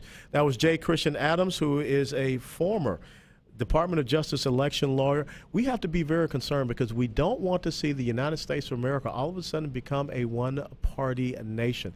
And when you talk about controlling the electoral process, think about Meloise Richardson up in Cincinnati, Ohio, and what she was able to do voting 7 times. Federal government did not bring any charges against her. This is about the 10th Amendment. Alan West, guest host, and Steve Malzberg Show. We'll be right back. The Steve Malzberg Show. Bad credit card debt happens to good people. Credit card companies lure you in with low introductory rates or low minimum payments, and before you know it, you owe thousands of dollars in credit card debt. It has happened to millions of good people just like you. But here's the good news. Thanks to a powerful program now approved, anyone with $2,000 or more in credit card debt can cut their credit card payments up to half and even reduce or eliminate interest charges altogether. That's right. Our nationwide nonprofit program is helping U.S. residents cut their credit card payments. Call 800-613-3159 now. The call and information are free. We've helped over 500,000 people with their credit card debt, and now we can help you. Call 800-613-3159 to see how this powerful nonprofit program can work for you. Bad credit card debt happens to good people. Get free of credit card debt today. Call 800-613-3159. That's 800-613-3159. Again, 800-613-3159. If you or someone you love is struggling with addiction to alcohol or drugs, then you must listen to this message because there is hope. No matter what addiction you or your loved one is coping with, you are just one phone call away from real help. Recovery Hotline makes the healing process simple and affordable by matching people to fully certified and experienced inpatient facilities that are right for their personal situations. Call 800-668-1286 now. Don't wait another day. Money does not have to be an issue. Most insurance is accepted. Just call 800-668 800-668-1286 today. Recovery Hotline's mission is to help you or someone you love begin the healing process and get back a healthy and sober life. And we can even help with family interventions and travel arrangements. One phone call is all it takes to get back the life you or your loved one deserves. The call is free. The help is real. Call 800-668-1286. That's 800-668-1286. 800-668-1286. Again, 800-668-1286. According to the FBI Uniform Crime Report, there are over 5,000 robberies every day. Your home could be at risk of being burglarized. Don't put your loved ones and valuables in jeopardy. For just over $1 per day, your home can be protected from break-ins, fire, and more. Get the latest home security technology from Protect Your Home, your ADT authorized dealer. Over 6 million households sleep better at night with ADT monitored home security. What's more, Protect Your Home is offering you their latest equipment, an $850 value, absolutely free for qualified customers. Protect your loved ones and home today. Call now for licenses and to find out more. The call is free, 1-800-949-8201. That's 1-800-949-8201. Again, 1-800-949-8201. $99 installation charge, 36-month monitoring agreement at $36.99 per month. Payment by credit card or electronic bank account charge. For new homeowner customers with satisfactory credit history only. Local permit fees may be required. Certain restrictions apply. Cannot be combined with any other offer. Attention seniors and baby boomers. A new website has been created just for you. SocialSecurityFree.com. At SocialSecurityFree.com, we reveal a weird trick that could help you add $152,000 to your Social Security payouts. For example, did you know how you file for Social Security can dramatically change the amount of money you collect? One simple step could add up to $1,000 to your monthly payouts. And other loopholes we found reveal 33 ways for big savings on your health care. At SocialSecurityFree.com, you will also discover how you could save up to 50% on your groceries, along with 49 other ways to save as much as $50,000 starting today. Newsmax says SocialSecurityFree.com is a critical resource for anyone over the age of 50. So go to SocialSecurityFree.com now to find out how you could add extra money to your Social Security checks. That's SocialSecurityFree.com.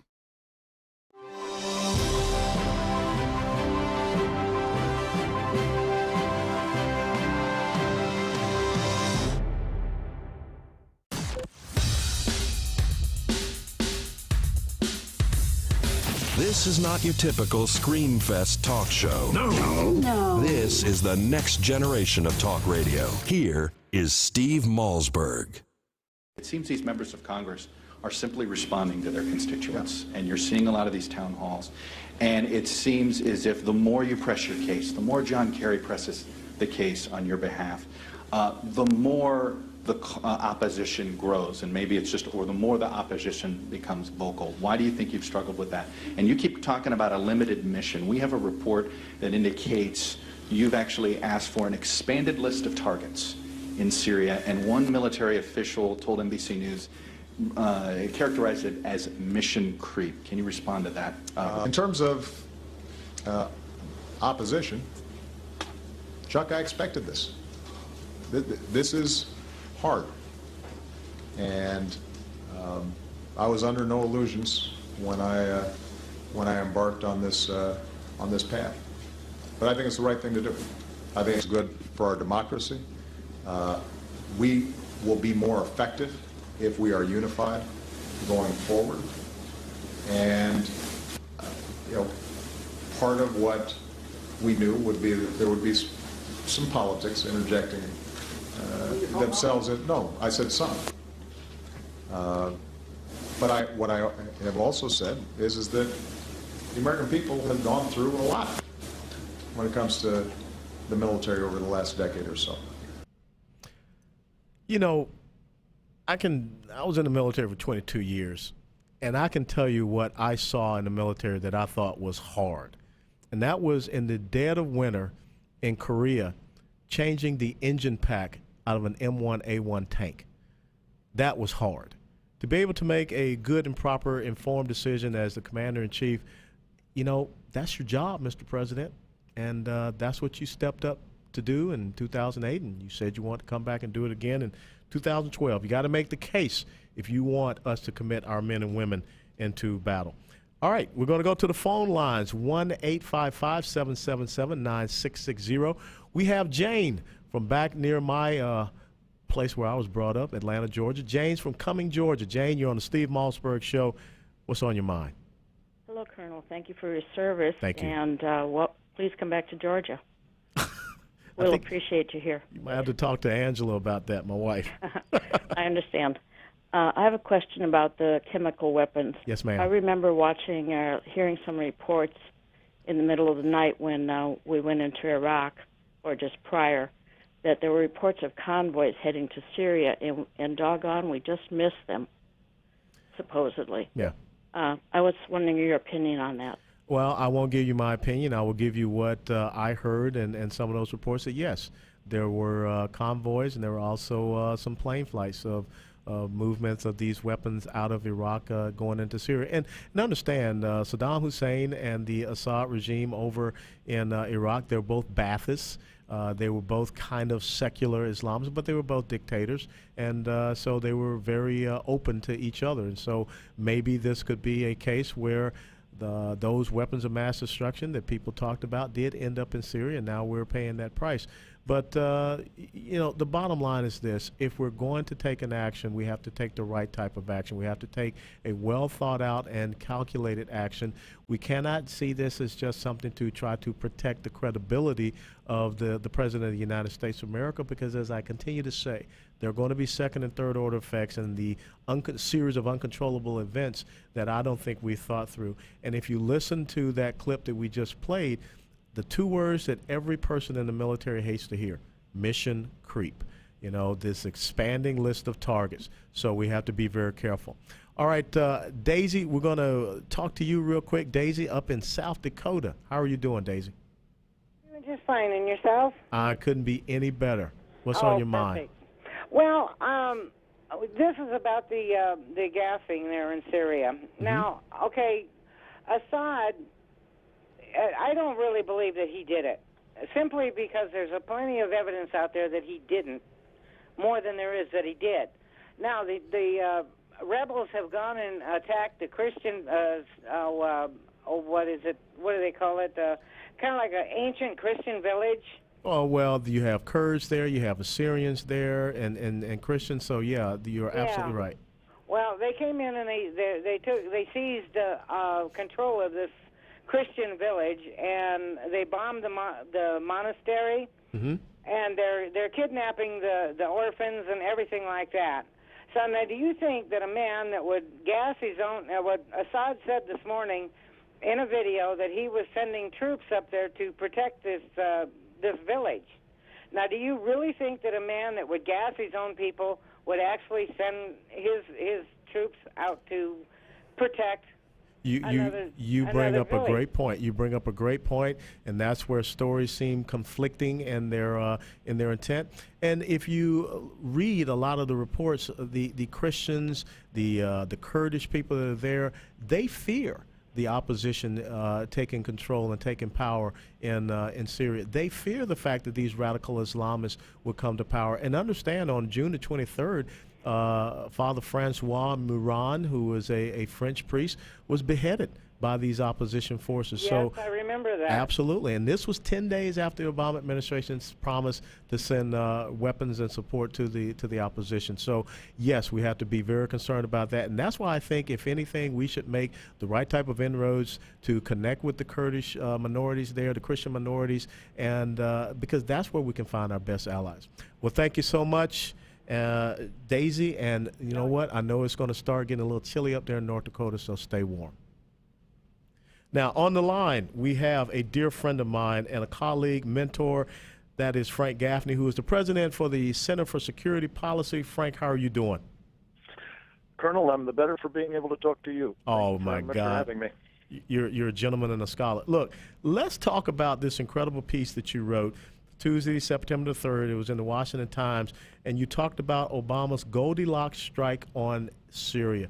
Why do you call it a fairy tale strike? Well, at the time, we were told that it was going to be not too much, not too little, but just right. which reminded me a lot of that porridge business, remember? Yeah. Oh, yeah. And you've just described, as I was coming on, that this is beginning already, even before the war gets started, to involve mission creep. So it's likely to be a lot more of the more than the less and the just right. So, and that's only a foretaste of what's to come, I think, if we wind up getting into it. But as you and I have now been talking about for some time, Alan, there are so many reasons why we should be very, very careful about going down this road, and we're being anything but careful. I mean, the president, yes, has brought in some of your former colleagues to vote on the action, but on the basis of what? On the basis in the Senate of nothing but the administration's testimony? On the basis of what is, I think, increasingly controversial evidence of the Assad regime being responsible for the gassing in the first place?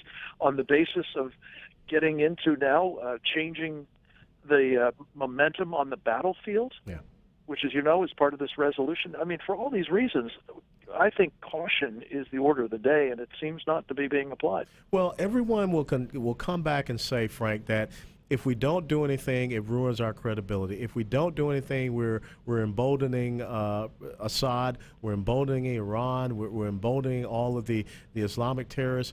You know, well, then how do you counter that argument? Because, you know, I believe if you take an action and you take the wrong action, it's going to be even worse.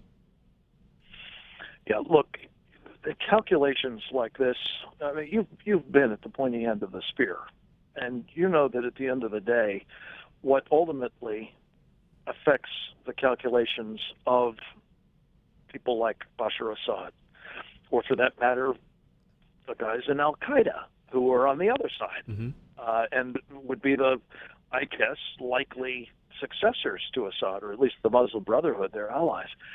What operates for them is, are you willing to destroy them decisively? Yeah. And if you are, then you're going to start getting inside their head. If you're not, I think we're kidding ourselves that these signal sendings, these shots across the bow and so on are going to have any appreciable effect other than get us into this civil war, which I don't see any upside. You know, you just hit the nail on the head. You know, when I think about how the United States of America has prosecuted warfare, you know, since World War II, which was really a war of annihilation of the enemy, to bring the enemy to his knees. And, you know, that's what Clausewitz talked about. War is about the imposition of your will on another. We keep fighting half-measure warfare. In Korea, we fought half-measure warfare, and now we got a DMZ. And how long have we been there? We did the same in Vietnam, and look what has happened. You know, we didn't fully end the mission in Desert Shield, Desert Storm, and we had to come back some years later when I was a lieutenant colonel and try to finish that out. But still, we didn't finish it out in Iraq, and I'm concerned about us not finishing out in Afghanistan, because we're going to pack up and leave, because that's what we've promised politically. You know. Are we just losing our will and desire to identify who the enemy is, and as you just said, confront them and defeat them? And we keep providing them the hope by these half measures that we're taking. Look at Libya. Yeah. Well, one thing that is operating here, Alan, and I've really been praying that this particular debate would translate into an opportunity to illuminate the problem. And I've talked about it with you. I've talked about it with Steve and others. Identifying, as you say, the enemy. We have the enemy inside our wire, exercising influence on our government. They did it under Clinton to some extent. They did it under Bush. They're doing it big time under Obama. And that is contributing to this idea that, on the one hand, we should just use half measures to kind of bait and switch the American people into allowing us to get into another escapade to help who? The Muslim Brotherhood. At best, at worst, Al-Qaeda. And secondly, we're actually failing to think carefully about what it's going to take to defeat this enemy. And that is, I think, absolutely unacceptable. And I believe that the American people are sick to the teeth of it, and that's part of why they don't want any part of getting into this war. You're absolutely right, and the American people deserve better. Frank, I got about a minute left. What is your biggest concern, because I keep coming back to this, as far as the unintended consequence? If the president decides, I don't think he's going to get the vote in the House of Representatives, but if the president still decides that he's going to launch a military strike, What do you think is the biggest unintended consequence? My biggest concern, as you know better than just about anybody, is we've hollowed out the military at a time of great and growing dangers around the world. We have a situation that could well precipitate a conflict between the United States and Russia in the Eastern Mediterranean right now. We are unprepared for that, and we are allowing our forces to be put at the disposal of the United Nations, or at least the international community, in a way that I think is detrimental to our sovereignty and our national security interests. You're absolutely right. Frank Gaffney, President of Center for Security Policy, dear friend, colleague, thank you so much for joining us. My pleasure, Alan. Thank you. You know, it was John F. Kennedy who said the absence of war is not peace. And we need to stop and think, is the world more Machiavellian than anything else? I believe it is. There's always someone out there looking for you to be weak at the moment when they're looking to be strong. This is Alan West, guest hosting the Steve Malzberg Show. We're going to take a break, and when we come back from the break, we're going to talk to the 34th Commandant of the United States Marine Corps, General James Conway, to talk about our foreign dependency on oil and also get his perspective, having been the Commandant. What does he see as far as our military options? So thanks a lot. Stay on the lines for the calls, 1-855-777-9660. Alan West, we'll see you on the backside of the break. The Steve Malzberg Show.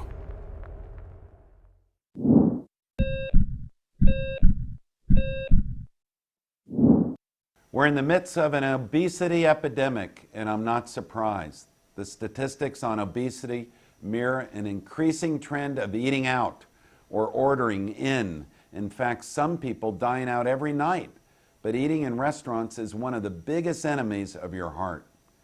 When you're in a restaurant, you don't really know what you're getting, and the calorie counts of many restaurant dishes are astronomical. In fact, some single dishes contain more calories than we should eat in an entire day. Eating in fast food restaurants is even worse. A diet of hamburgers, French fries, and shakes constitutes a fast lane to the emergency room. If you really want to help your heart, get in the habit of cooking simple meals at home. Here are 3 easy tips that will make your food taste better than even the best restaurant. Choose the best fruit in season. Your local farmer's market is a great place to start. It will probably still cost less than that pie you were thinking of buying. Get in the habit of using fresh herbs. You can use them in egg white omelets or dust them on the fish you grill or bake. And for a light dessert, choose a square or 2 of dark chocolate that you and your spouse can enjoy. There are lots of ways to make your heart healthy, but there are also lots of ways to damage it. That's why I wrote Fix It, Dr. Crandall's 90-day program. In it, I'll tell you how to kickstart your metabolism every day, how to pick the best diet for you, how to stop hunger from sabotaging your diet, the 7 superfoods for your heart. I'm Dr. Chauncey Crandall, and thanks for watching this Heart Health Minute. Meet Jim. Like many of us, Jim enjoys a busy life. Between work, family, and friends, his days zip along. And Jim has the energy to tackle almost anything. But lately, Jim's get up and go has literally taken on a new meaning. Jim's always put focus on a full night's sleep, but it seems like these days, he's up and down to go to the bathroom so many times he can barely wake up in the morning. His prostate concerns have him sad, tired, and worried. Activities that were once enjoyable now seem like a chore for Jim. His golf game is at the mercy of his bathroom schedule. Family outings are planned around it too. Jim even has difficulty going to the bathroom. He's tried so many prostate remedies he can't keep them straight, and nothing ever seems to help. Then Jim found out about Prostate Revive, the all-natural dietary supplement specifically formulated for men, targeted towards improving and sustaining normal prostate function. Prostate Revive includes 15 super ingredients never combined before, including saw palmetto extract, beta-cytosterol, pomegranate fruit extract, selenium, and other high-quality nutrients. These targeted and all-natural ingredients promote healthy urinary flow and optimal prostate health. And the best part is, Prostate Revive was developed by a renowned medical doctor Dr. David Brownstein personally formulated Prostate Revive with one goal in mind: to promote a healthy prostate gland. Thanks to Prostate Revive, Jim's got his life back. He gets a full night's sleep every night, and his friends and his wife can't believe he's the same guy. He has his old energy back, and no one has to wait for him. He doesn't even think about his prostate concerns anymore. Visit MedicSelect.com to take back your nights and improve your quality of life with Prostate Revive. Hi, this is Dick Morris. Obamacare is taking full effect this year with over 15,000 pages of regulations. You need to know how this law affects you. That's why you should get your copy of Obamacare Survival Guide. It's easy to read and the best guide to the new law. Even if you're currently insured or a senior on Medicare or a business owner, a medical professional, or really any citizen, you need the Obamacare Survival Guide. In it, you'll find about hidden taxes, fees, and fines, including a 40% tax on some health plans. I warned you about Obamacare. It's rationing, Medicare cuts, and will trigger doctor shortages. Now the Obamacare Survival Guide gives you the simple steps to protect your family. So get the Obamacare Survival Guide at bookstores everywhere. It's already a #1 Amazon bestseller. Or get our special $4.95 offer and save $15 today by going to Obamacare911.com. Obamacare911.com. That's Obamacare911.com.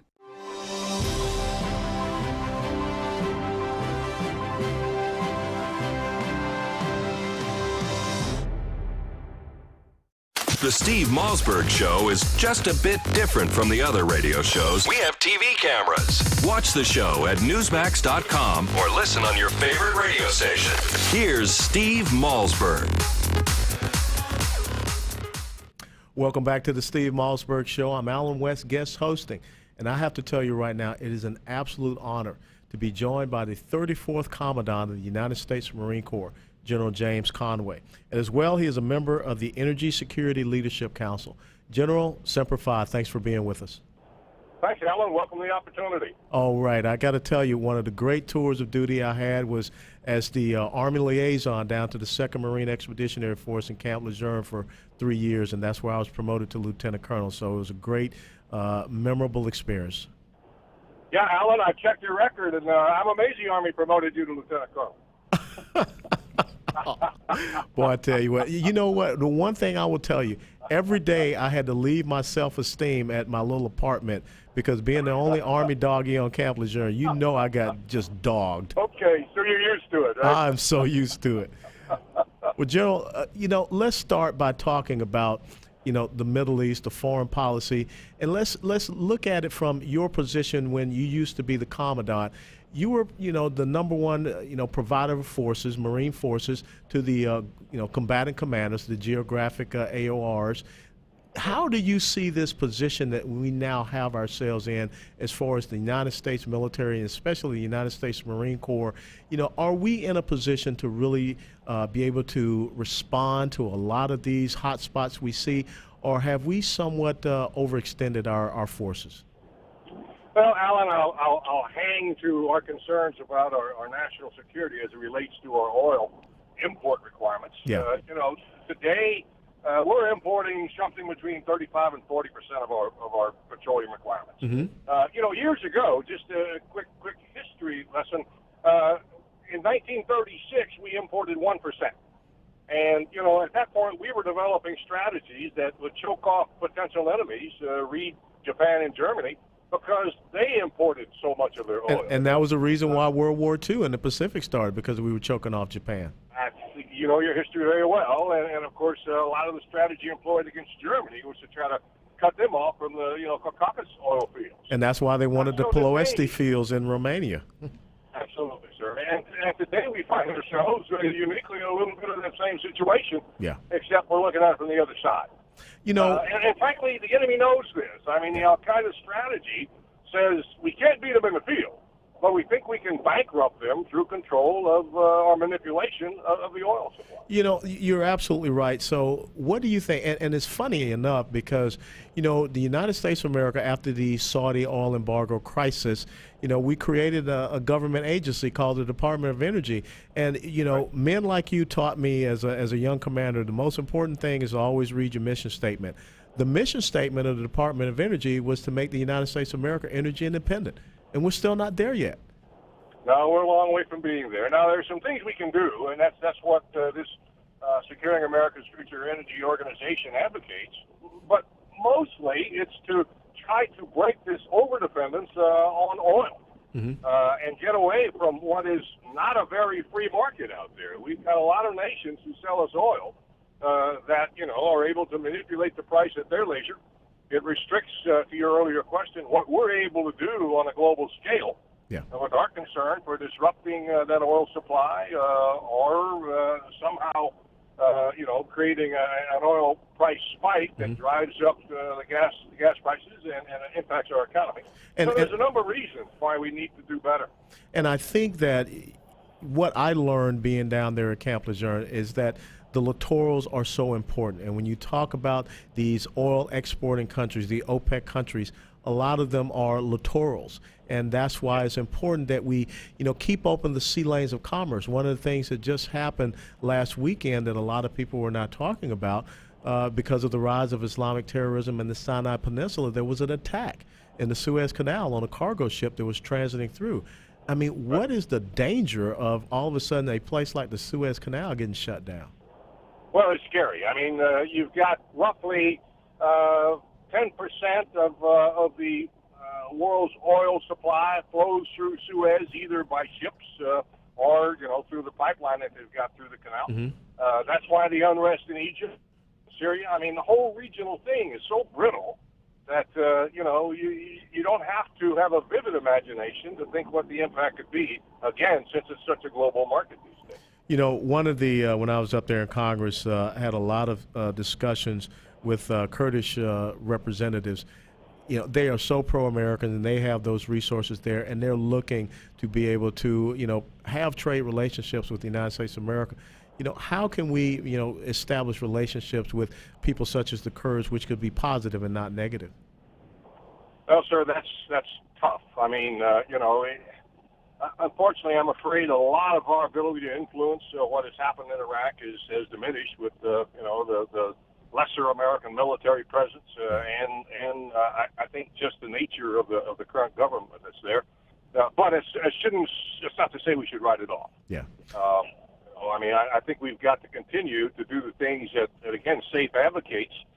Look at more efficiencies in terms of how we do use oil. I'm not talking about changing our lifestyle. I mean, we don't advocate that we diet, but I do think we can become more efficient. I think we need to open up more federal opportunity for drilling. We think that there's certainly some alternative means out there that are not yet mature or market ready, but with some R&D, not investing in companies now. I would distinguish, but investing in bona fide laboratories that can do the research. That there's some opportunities for us. And then you're right. I think we just need a national energy security plan. You're right, sir. So, not a policy, but a plan. I got to take a break here and split, but you're absolutely right. We got to have an energy security plan, and that is missing.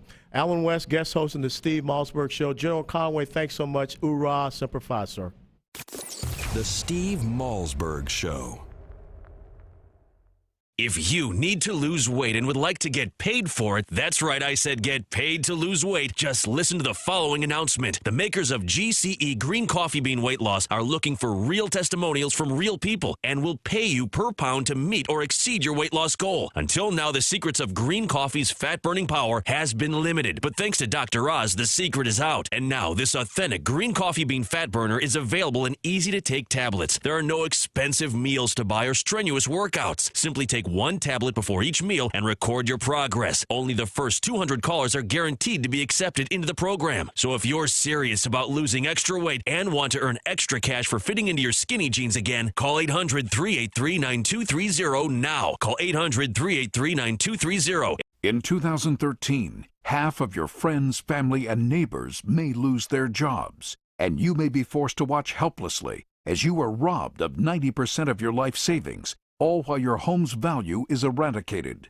Controversial economist Robert Wiedemer believes we will soon stare down a secret crisis that will rival the Great Depression.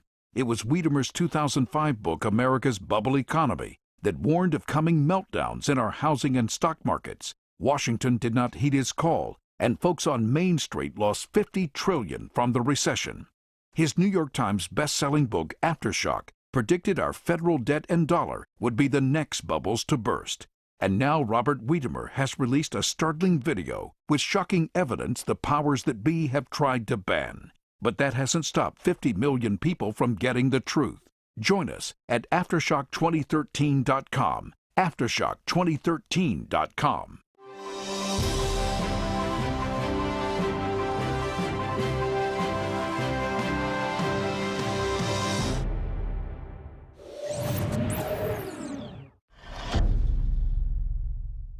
Hello and welcome to your Newsmax Now update. I'm John Bachman. President Obama wrapped up his meeting with world leaders at the G20 summit in St. Petersburg, Russia today, but attempts to gain support for military action against Bashar Assad have fallen flat. The president wants to use targeted strikes against Assad and is considering training Syrian rebels. But this new video could complicate that effort. The New York Times says it shows rebels in April, moments before they executed Syrian government officials. Disturbing stuff. Still, before leaving Russia, the president tried again to publicly make the case that this is about more than just Syria and the United States' response. The Assad regime's brazen use of chemical weapons isn't just a Syrian tragedy. It's a threat to global peace and security. Syria's escalating use of chemical weapons threatens its neighbors: Turkey, Jordan, Lebanon, Iraq, Israel. It threatens to further destabilize the Middle East. Retaliation, of course, is also a concern. The Wall Street Journal reports that the U.S. intercepted an order from an Iranian official telling militants to attack American interests in Baghdad if a strike is launched against Syria. Well, the president is pushing Congress to authorize use of force, but lawmakers are getting pushback from their constituents. A recent poll shows most Americans oppose a military strike in Syria, and that was on display clearly yesterday during a town hall meeting hosted by Senator John McCain in Phoenix. One of his constituents pushed back very hard on the senator's comments that there are no good options in Syria. You can do it by diplomacy and negotiation, not bombs, Senator McCain. We cannot afford to shed more Syrian blood. Now, McCain did add that Americans will soon see irrefutable evidence that Assad was behind that deadly chemical weapons attack a couple weeks ago. So we'll see what happens there. And U.S. employers added 169,000 jobs in August, slightly less than what economists had predicted. The report also says employers added fewer jobs in July than previously thought. The unemployment rate still fell, though, 0.1% to 7.3%. It's the lowest that number has been in nearly 5 years, but part of the reason is that more Americans stopped looking for work. Overall, this report is seen as a big setback for the nation's economic recovery. And two brothers, one a New York City police officer, the other a Customs and Border Protection officer, are arrested for international arms trafficking. A third brother living in the Philippines has also been charged. Federal prosecutors say they used their law enforcement credentials to obtain military-grade assault rifles and smuggle them into the Philippines. And coming up next on your Newsmax Now update, a huge milestone for the future of commercial spaceflight. See what it was next. Plus, a Newsmax exclusive with Pulitzer Prize-winning investigative reporter Matt Apuzzo on the New York Police Department's controversial counter-terror efforts. Next. In 2013, half of your friends, family, and neighbors may lose their jobs, all while you are robbed of 90% of your life savings, investments, and home's value. Controversial economist Robert Wiedemer, who was the only expert to predict the recession, has released a startling video with shocking evidence that the powers that be have tried to ban. But that hasn't stopped 50 million people from getting the truth. Watch it at Aftershock911.com. Aftershock911.com. Obamacare. More than $1 trillion in new costs. Hidden taxes, fees, big Medicare cuts, doctor shortages. How can we survive? To know Obamacare is to survive Obamacare. The Obamacare Survival Guide tells you everything you need to know to protect yourself, your family, your business. The Obamacare Survival Guide at bookstores everywhere. Special internet-only offer right now at Obamacare911.com. Do you have a motorized wheelchair or scooter that needs repairs and you don't know where to turn? Then call the experts at Precision Repair Network. They are the specialists in repairing all makes and models of motorized wheelchairs and scooters. You can call 24/7 and they will come to you anywhere in the United States. They'll give you a loaner to use until they return yours in perfect condition. And your repairs may be covered by your Medicare or your private insurance, so there is little or no out-of-pocket cost to you. If your wheelchair or scooter needs repairs, call this special hotline now and learn how you can get door-to-door service on your repairs at little or no cost to you. Precision Repair Network. They'll get you moving again. Operators are ready to take your call right now. 800-978-4813. 800-978-4813. 800-978-4813. That's 800-978-4813. And welcome back. Commercial spaceflight takes another step forward. Virgin Galactic's Spaceship Two went supersonic for the second time over the Mojave Desert yesterday. The crew then rotated its tail section upward to slow its descent so it could make a soft landing. Virgin Atlantic hopes to fly tourists to the edge of space and back next year. And during a Newsmax exclusive with Pulitzer Prize-winning investigative reporter Matt Apuzzo, we take a look at the NYPD's surveillance and counterterrorism tactics. Apuzzo and Matt Golden uncovered details that show the NYPD missed crucial information even though it closely watched entire Muslim communities in New York City. Police Commissioner Ray Kelly called the book fiction, but Apuzzo defended his work, called Enemies Within. I think we try to ask the question of, is this what the NYPD, is this what a municipal police department should be doing, and is it successful and useful? And this has been your Newsmax Now update for September 6th. I'm John Bachman. Take care. Are you ready? 5, 4, 3, 2, 1. Broadcasting live from the Newsmax studios, this is the Steve Malzberg Show. Be a part of the action by calling 855-777-9660. That's 855-777-9660. Or email Steve at malzbergshow@newsmax.com. Here is Steve Malzberg. Welcome back to the final hour on this Friday of the Steve Malzberg Show. I'm Alan West, guest hosting for Steve, who is enjoying his Rosh Hashanah Jewish holiday vacation. Lashana Tova Tikatevu to the Jewish community all across the entire world. Now, we've talked about national security. We've talked about energy security with the former Commandant of the Marine Corps, General James Conway. Later in this hour, we're going to talk about our economic security. We had the jobs numbers that came out today. Which way is our economy heading?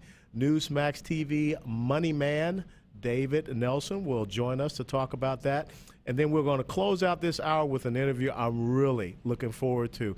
You know, I grew up as an Atlanta Braves fan, and to have the opportunity to speak to a former Atlanta Braves pitcher, John Rocker, well, it's going to be exciting. We're going to talk a little bit about baseball as we wind up baseball season and start to head into the postseason. But first and foremost, we're taking your toll-free calls at 1-855-777-9660, and we want to go to the phone lines right now and want to start off with Roy. Roy, how are you doing?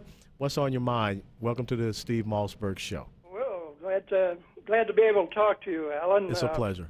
I was very disappointed when the election was stolen from you down there in Florida, and I'd been a supporter of yours even before that. Well, thank you, Roy. And let me tell you something.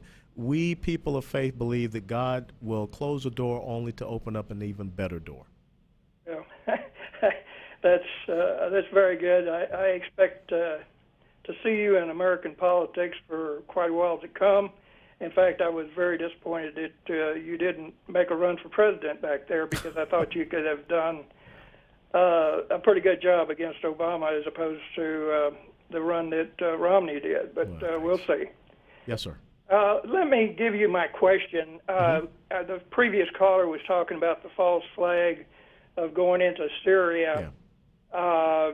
The other gentleman from Texas, I'm from Texas, by the way, and I have the same feeling, and not necessarily related to the scandals and so forth.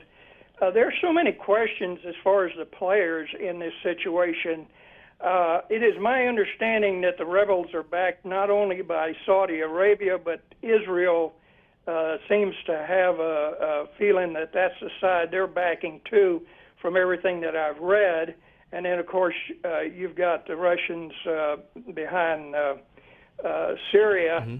And Syria, of course, is more related to Iran and the fact that they're closely related to the Shiite Muslims as opposed to the Saudis and the rest of the Mideast being Sunni Muslims. So my question is that, okay, you've got Israel and you've got Saudi backing the rebels, and yet at the same time, it is my understanding the Saudis in Egypt backed the ouster of Morsi, the Muslim Brotherhood guy. So it seems like something doesn't add up there, and I guess my concern is that this whole thing is going to blow over into World War III if we don't watch it, with the Russians having 6 ships in the Mediterranean along with our 6 ships.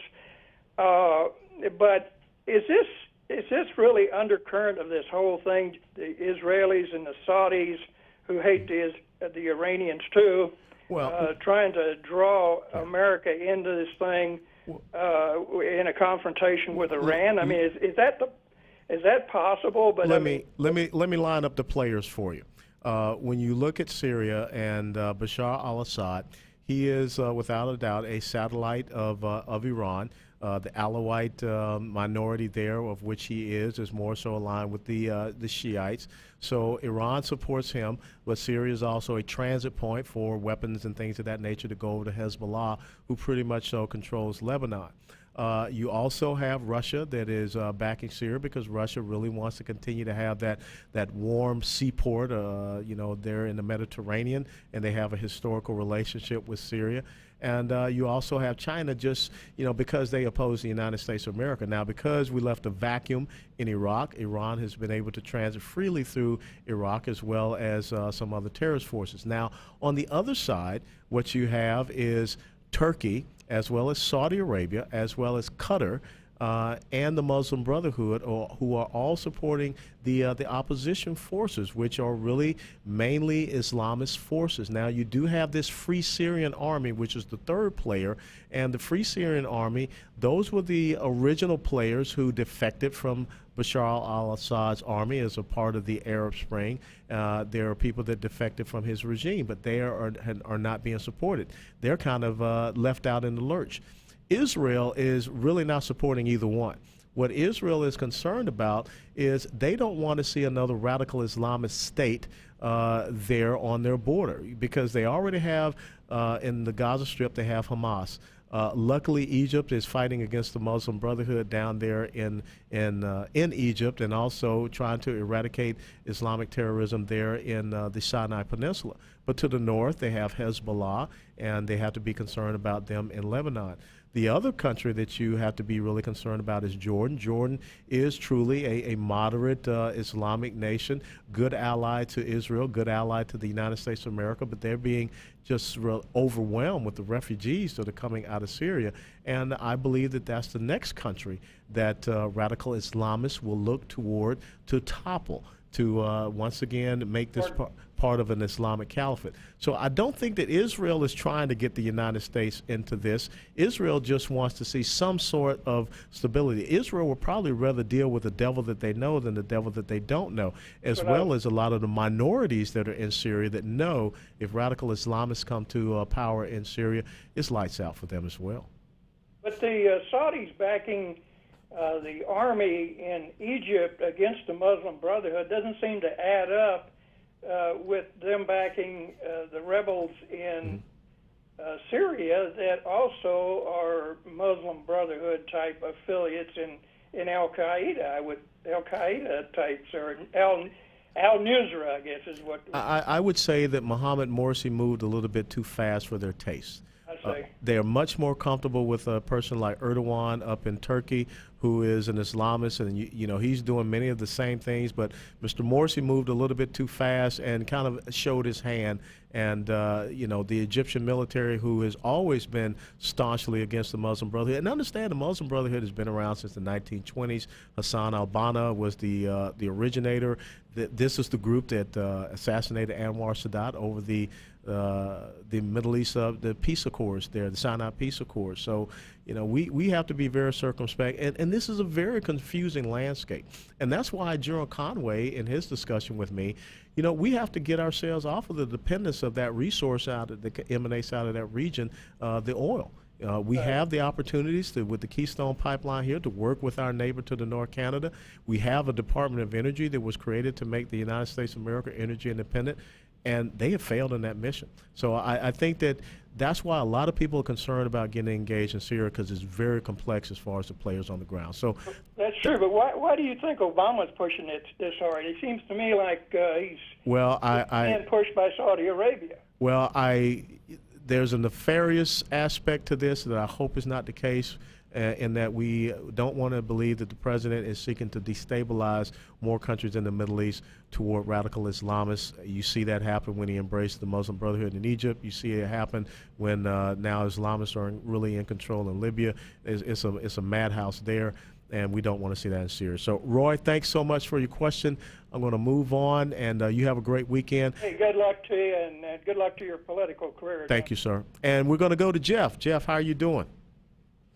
Doing pretty good. Welcome to the Steve Malzberg Show. Yes, sir. First, let me say, Lieutenant Colonel West, it's an honor to be speaking with you. It's all mine to talk to Americans. I just have basically an opinion/question. I don't know if you've given this any thought, and maybe it's too early, but after watching some of the speeches you've given, I mean, I felt a sense of pride for our country I haven't felt in a long time. And I'm hoping that when 2016 comes around, you would consider running for president. Oh, now see that now that's going to make the news. Okay, you just got me in trouble. I'm not asking you to answer it. I'm not asking you to say you will or won't. I'm just basically giving you my thoughts on it, and I would be behind you 100%. Well, thank you. I know a lot of people that I speak with feel the same way. I believe our leadership in Washington, this goes for the House, the Senate, the President, they've lost sight of what's important in this country, and that's the American people. Yeah. And that's just my opinion. Well, I will tell you this, Jeff. I love this country with all my heart. Serving 22 years in the military, having a father who served in World War II and teaching me the greatness and exceptionalism of this country, a mother who did 25 years civilian service to a Marine headquarters in Atlanta. That's just how I was raised. There is no country in the world where, me being a young man out of the inner city of Atlanta, Georgia, can be sitting here, hosting a nationwide radio talk show program and also being on camera. And having been a retired lieutenant colonel, having been a member of Congress, that doesn't happen everywhere. And I think that's what we have to fight for, the continuation of the American dream, which is part of our DNA. And I think that right now more and more people are starting to realize that we're going down the wrong path. And I will tell you this, is that, God will lay on my heart the direction that he wants me to go, and I will be obedient to him. Yes, sir. All right. Well, thanks so much, Jeff. And we're going to get ready to take a break, but please continue to call in 855-777-9660. After the break, we're going to talk to David Nelson, our money man here at Newsmax, to talk about these job numbers. And really, this is kind of like Catherine the Great in the Potemkin Village. That's what I see happening. Alan West, guest hosting the Steve Malzberg Show. We'll see you right after the break. The Steve Malzberg Show. Hi, this is Dick Morris.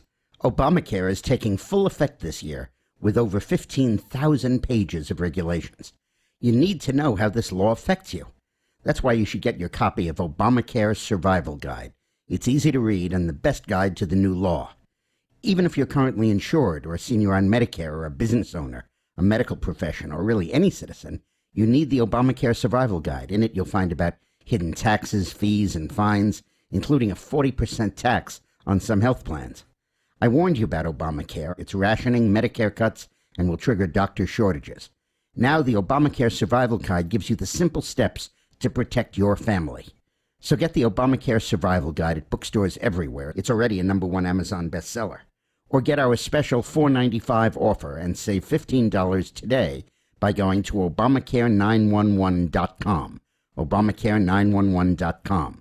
That's Obamacare911.com. Don't complain about your cable bill going up and up and up. Do something about it. Grab a pencil and jot down this special number, 1-855-625-MY-TV. The more cable TV rates go up, the better digital satellite TV looks. So cancel the cable and get more of your favorite channels in 100% digital quality for less money. Call 1-855-625-MY-TV. Right now to sign up for packages starting as low as $19.99, and there's no equipment to buy. You get free HD TV upgrade, a free DVR upgrade, and free professional installation. You control what you watch when you watch it. Record your favorite shows, pause and rewind live TV, even skip the commercials. Watch local channels too. At just $19.99, what are you waiting for? Pull out your major credit or debit card. Call 1-855-625-MY-TV. 1-855-625-MY-TV.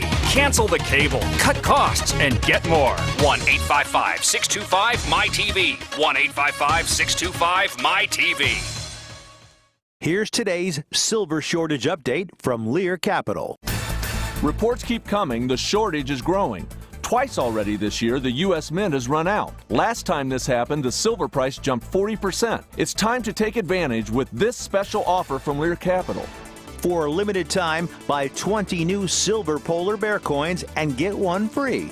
The only 1.5 ounce coin on the market. It's minted with the finest silver, carries a government guarantee, and is eligible for IRAs. The silver polar bear is available exclusively from Lear Capital. But don't wait. Silver supplies are shrinking and availability is not guaranteed.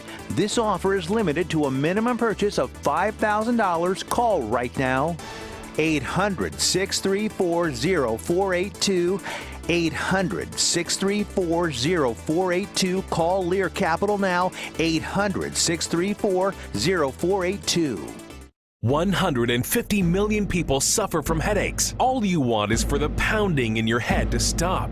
Migralex stops the pounding. Migralex was developed by a neurologist and founder of the New York Headache Center. I'm neurologist Dr. Alex Malzberg. After studying and researching the human brain for 25 years, I've developed Migralex, which eliminates pounding headaches. It works for my patients, and I'm so convinced it will work for you. I don't just guarantee it, I put my name on it. Dr. Malzberg's Migralex gets rid of headaches fast without harsh caffeine, sodium, or preservatives. Migralex works unbelievably fast, and it's gentle on my stomach. Find out how to get your free bottle of Migralex. Call 800-532-2967. Plus, if you're one of the first 100 callers, you'll also receive the Migralex Quick Tips to Headache Relief absolutely free. That's 800-532-2967. Or go to migralexrelief.com. MIGRALEX relief.com. Or call 800-532-2967.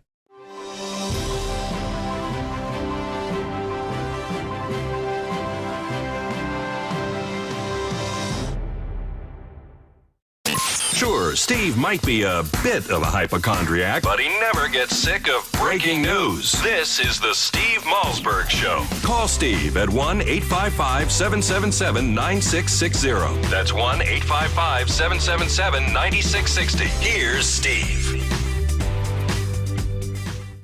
And welcome back to the Steve Malzberg Show. This is Alan West guest hosting. And now to talk a little bit about something that is really important to each and every one of us here at home, the economy. David Nelson, Newsmax TV financial anchor. He has all of the deal on Wall Street. And something that I found out about you, David, that I didn't know. You used to play with the band The Turtles. I did. I was the lead guitar player there for a pretty long time. Incredible. You never know. Okay.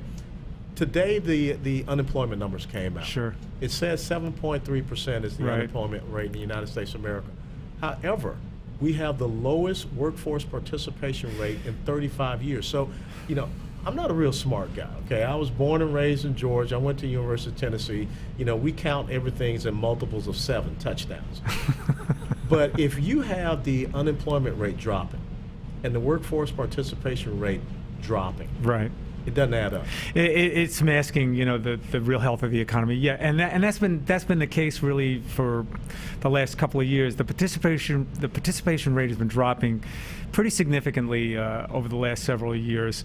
And yeah, we came in with 169,000. Nothing to write home about. It was actually a miss. We were expecting a little bit more than that. The more concerning numbers we revised down last month was, you know, just above 100,000. So the economy, we're not really making a lot of headway on the jobs front. The only bright spot I could tell you in this report is that those who are working, the average work week was up a little bit, but it's still a struggle for many Americans out there who are looking for a job. Now, what are the numbers as far as part-time? Because one of the things we see happening with the looming implementation of the Patient Protection Affordable Care Act, you know, the 40-hour work week is then decimated. I mean, people are starting to drop below 30 hours even. Are we becoming a part-time nation? I think that's being guided by a lot of employers because they're seeing the handwriting on the wall. It is the law, and it's slated to go into effect. And it really shows up really in the service sector is where you're going to really see it in fast food restaurants. Let's keep those work hours, you know, something under 30, 29, and you're going to see. We're probably going to see more of that going forward. Part of this, you know, part of this is a secular issue, Alan, as well. We've been exporting jobs out of this country for a couple of decades, and something I've always believed is that, you know, jobs, big muscle jobs are just go to where big muscle jobs are cheap, and that's not here, and it's not likely to be here. And what we're going through and what we've gone over the last decade, and probably will continue for some more time, is the standard of living in some other parts of the world will rise, and our standard of living may just stay stagnant, and it has been for that. And it's going to take some kind of real growth policy to knock us out of that. You know, maybe it'll be something along the lines of a grand bargain. Maybe we can do something about bringing the cash back home with something to do with taxes. There's trillions of dollars of capital that's sitting offshore. Absolutely. And you know, when I look at what is happening, the tax policy, the regulatory policy, the monetary policy, they're all wrong for us to get out of this, you know, very weak recovery coming off of this recession. I mean, we're not there yet. No, we're definitely not there, and I think the tax policy, like you say, that could really be a step in the right direction. There is more than $1 trillion that's being held offshore. And look, corporations are in business to make money. Absolutely. And that capital is made overseas. It's going to stay overseas. And there are whole divisions, for example, like at IBM. And they look at where their capital is around the state, and they look at their workforce here in the United States. And if they can do it cheaper over there, that's where they're going to build their next service center, and that's what they're doing. If we had some kind of pro-growth policy, you know, some kind of grand bargain, let's bring that cash home. We're never going to see it. Never will we see that cash in this country, or will it do any good for Americans unless we do something to even out the corporate tax rate. See, unfortunately, I think that we're moving toward a dependency society to get more people wedded to government instead of an opportunity society to create those opportunities for small business growth, private sector growth.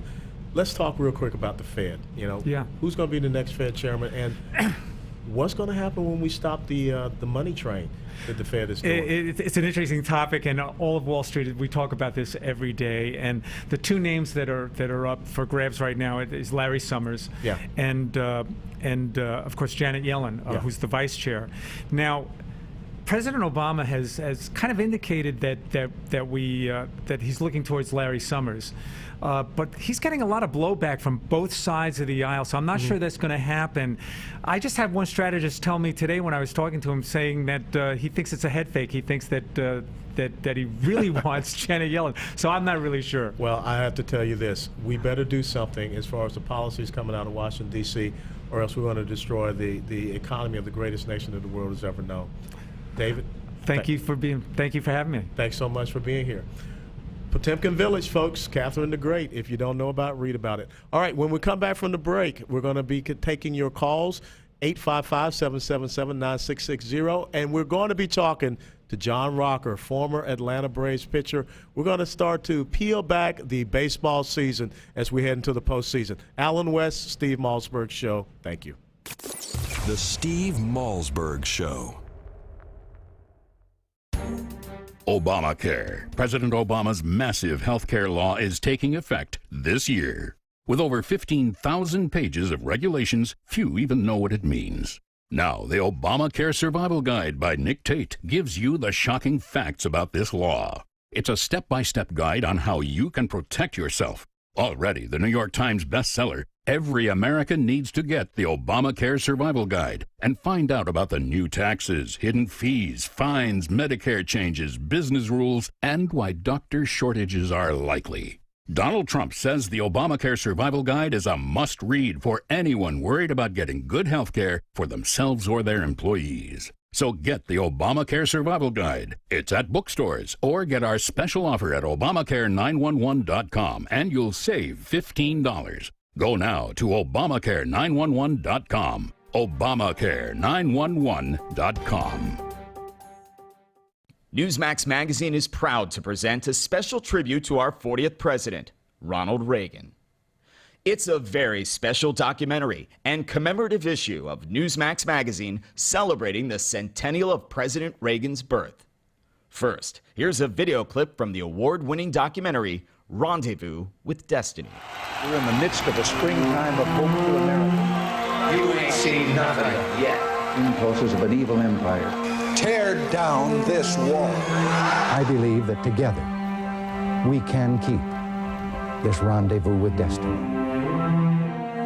In the next several minutes, you will learn things about President Ronald Reagan that you've never seen, heard, or read before. Welcome to today's special Newsmax event celebrating the life and legacy of President Reagan. During this historic presentation, we will commemorate President Reagan's storied life. We'll revisit his 2 terms in office and recollect his proudest achievements and greatest challenges. Ronald Reagan's life reads like a fairy tale of success stories. He was an accomplished athlete, an honored veteran, a famous actor, the governor of California, and of course, our nation's 40th president. He called himself a citizen politician and only entered politics when he warned government was gaining too much power. By then he was age 54, with a successful career behind him. Twice elected President of the United States, Ronald Wilson Reagan was a contradiction to some. Once a Democrat, then a Republican. A champion of smaller government whose own government grew. A fiscal conservative who failed to balance the budget. His critics mistook his affability for weakness, but behind the smile and the charm existed an extraordinary leader with unique skills and bold and revolutionary ideas. We only had time to share just a few of the top defining moments in Ronald Reagan's presidency, but you'll get to see them all in Rendezvous with Destiny. By the way, the president's close relationship with the Pope is especially fascinating. You'll also learn how dealing with an alcoholic father helped shape Reagan's ability to negotiate. And if you ever wondered what the leader of the free world likes to get for the holidays, well, you'll find that out as well. So let's review today in this free offer. We are sending you a copy of Ronald Reagan, Rendezvous with Destiny, and the collector's limited edition of our issue commemorating the 100th anniversary of President Reagan's birth. Right now, when you subscribe to Newsmax Magazine, you can own both the DVD and receive the special Reagan 100th Birthday Commemorative Edition. That's $25 in bonus gifts when you subscribe. Go to Newsmax.com/Reagan13 to subscribe today. Join the millions who read Newsmax Magazine every month.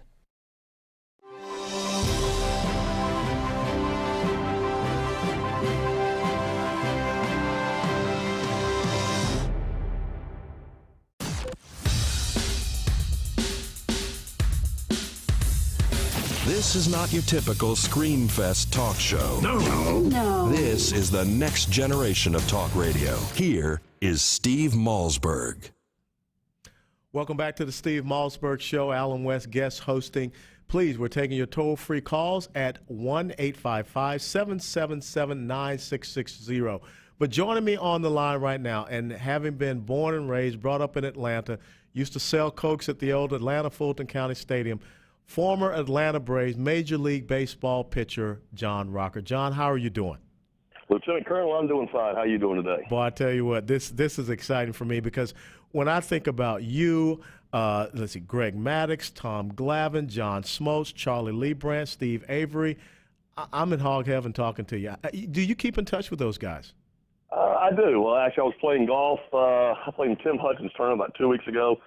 Chip was out there. Smoltz was out there. Probably, I don't know, 4 or 5 times a year we'll be together at the same tournament. Or, like last year when Bobby Cox's jersey got retired, a few other jerseys got retired, Chip's jersey got retired, stuff like that. Everybody kind of gets back together and, you know, the boys sit around and have a beer and kind of reminisce on old times. Absolutely. Awesome. Now, where do you hang your hat at now? I'm still in Atlanta. I live in the Dunwoody area, actually. Well, I tell you what, I'm going to be down in Atlanta in 2 weeks. So I'll have to try to see if I'll be speaking there. I'll have to see if we can get linked up. So I'll get your number when I get off air. As you kind of dump your accolades on me, I would like to reciprocate and give my accolades to you. I've always been a big fan of yours. I thought you did a great job in the House, and thank you for your service, your 22 years of service. I greatly appreciate it. I've always been a big fan of yours as well. Well, I appreciate it, John. So let's talk about baseball, because at my count, we got about, 26, 27 more games remaining, and I think it's going to be an exciting season. And when we look at, the teams at the top of the divisions, I see some real parity. I mean, most of them have records that are pretty much so even. They really do. I know the NL Central. You got the Cardinals, the Reds, and then your usually lowly Pirates. Really a neck and neck battle. I think the Reds are about 3 games back. Yeah. I would really love to see, as you said, for parity's sake, I would love to see the Pirates come away with the NL Central and find a spot in the playoffs. Oh, that would be great. Now let's start over in the American League. Let's look at Boston up here in the East. They're at 85 and 57. What do you think of the strength for the Boston Red Sox going into the postseason? Starting pitching, obviously had a nice acquisition with Peavy there a couple weeks ago. They're starting pitching strong. They're really strong all the way around, which is the reason they're leading arguably the toughest division in the American League. The AL East is always strong. Tampa has been fielding some real good teams the last 5 or 6 years. The Yankees are the Yankees. The Orioles, of course, are coming on and have had a pretty good show in the last couple of years. But the reason Boston is leading that division quite handily, they're really strong all the way around. I watched them play a couple nights ago. Really don't have a weakness on that team. Now Detroit's right back up there. They're at 81 and 59. Is it good hitting for Detroit? Is that what is going to help them to make it? It is. Detroit's lineup, I was watching them play a couple of days ago, too, and their lineup is just nasty. I mean, just 1 through 9. They are just nasty with speed, with power, with contact hitters. They've got it all from the offensive side of the standpoint. If Verlander, who knows what's going on with Justin this year, ERA over 4 for a guy like Justin Verlander, if he would just be, in some way, shape, or form, moderately back to the old form of Justin Verlander, I think Detroit could be real trouble in the playoffs. Now, when I look at the AL West, incredibly, I mean, Oakland and Texas deadlock, 80 and 59. Either one could end up being the wild card. So, who do you think is going to come out on top in that division, Oakland or Texas? I like Oakland. Oakland has got that swagger this year. They've got that. Billy Bean, I don't know what, which Oakland always puts a team on the field. You kind of scratch your head because you look at the lineup card and you're like, how these guys won 90 games. But like I said, the Billy Bean, I don't know what kind of je ne sais quoi that Oakland comes out with about once every 3 or 4 years. And they always seem to stride hard across the finish line. I think Oakland's going to take that division. I think Texas is probably going to end up being your wild card. Now, are you surprised with the L.A. Dodgers out there in the National League West? That kid from Cuba is phenomenal. Isn't he? Holy cow, what a talent. I think he came along at just the right time, gave them a nice little shot in the arm. They were going to be, probably, an 82 and 80 team. They're going to be kind of right there in the middle of the pack of that NL West. I think he came along at the right time, almost single-handedly won a couple of games for him. And really the rest of the team was kind of rallied around him. And from that standpoint, the team kind of rallied around him and have that nice little shot there. A little bit surprised, but not entirely. Now, McCutchen is doing an incredible job there with Pittsburgh. I think that's the heart and soul of that team. You think they'll be able to hold off St. Louis? Will St. Louis make a late season charge and maybe win that division and Pittsburgh becomes the wild card? Yeah, you never can count St. Louis out. They've got the history. They've got Matheny, great manager. I played against Mike for a number of years. Great baseball mind. Catching so many years and calling, basically running the game from behind the plate. He's a great baseball mind. You never can count St. Louis out. They've got the ghost of usual back there that they'll have a good chance to spur them across the finish line as well. And let's talk about our hometown favorites. Is this going to be the year for the Atlanta Braves to maybe win that National League pennant? Is the team that made me famous? Unfortunately, I'm going to have to go against them. Pitching, my hat's off to their staff this year. A lot of holes they had to fill, a lot of young guys they had to bring up and fill in for some veterans have done a tremendous job. They simply strike out too much. When you face a Scherzer, you face a Verlander, you face top-tier pitching, the first 3 games of a short series, an NLCS series, an NLDS series, whatever it may be, you're not going to win with 4 home runs in a given night.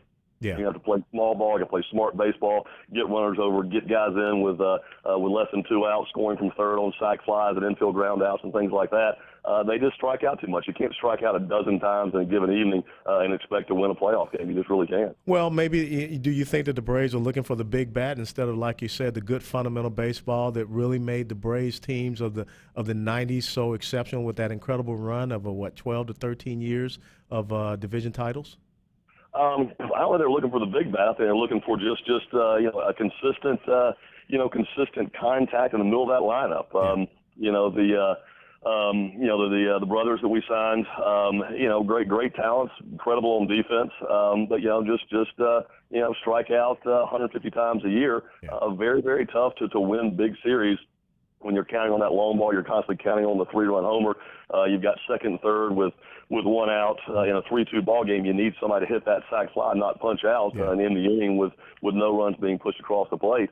And I just don't think the Braves have got that contact proponent in the middle of their lineup where they can count on second and third with 1 out, less than 2 outs, whatever it may be, to consistently get those runs in, keep games close in case somebody does happen to run into one off a Scherzer or off a Strasburg or someone of that caliber, that quality.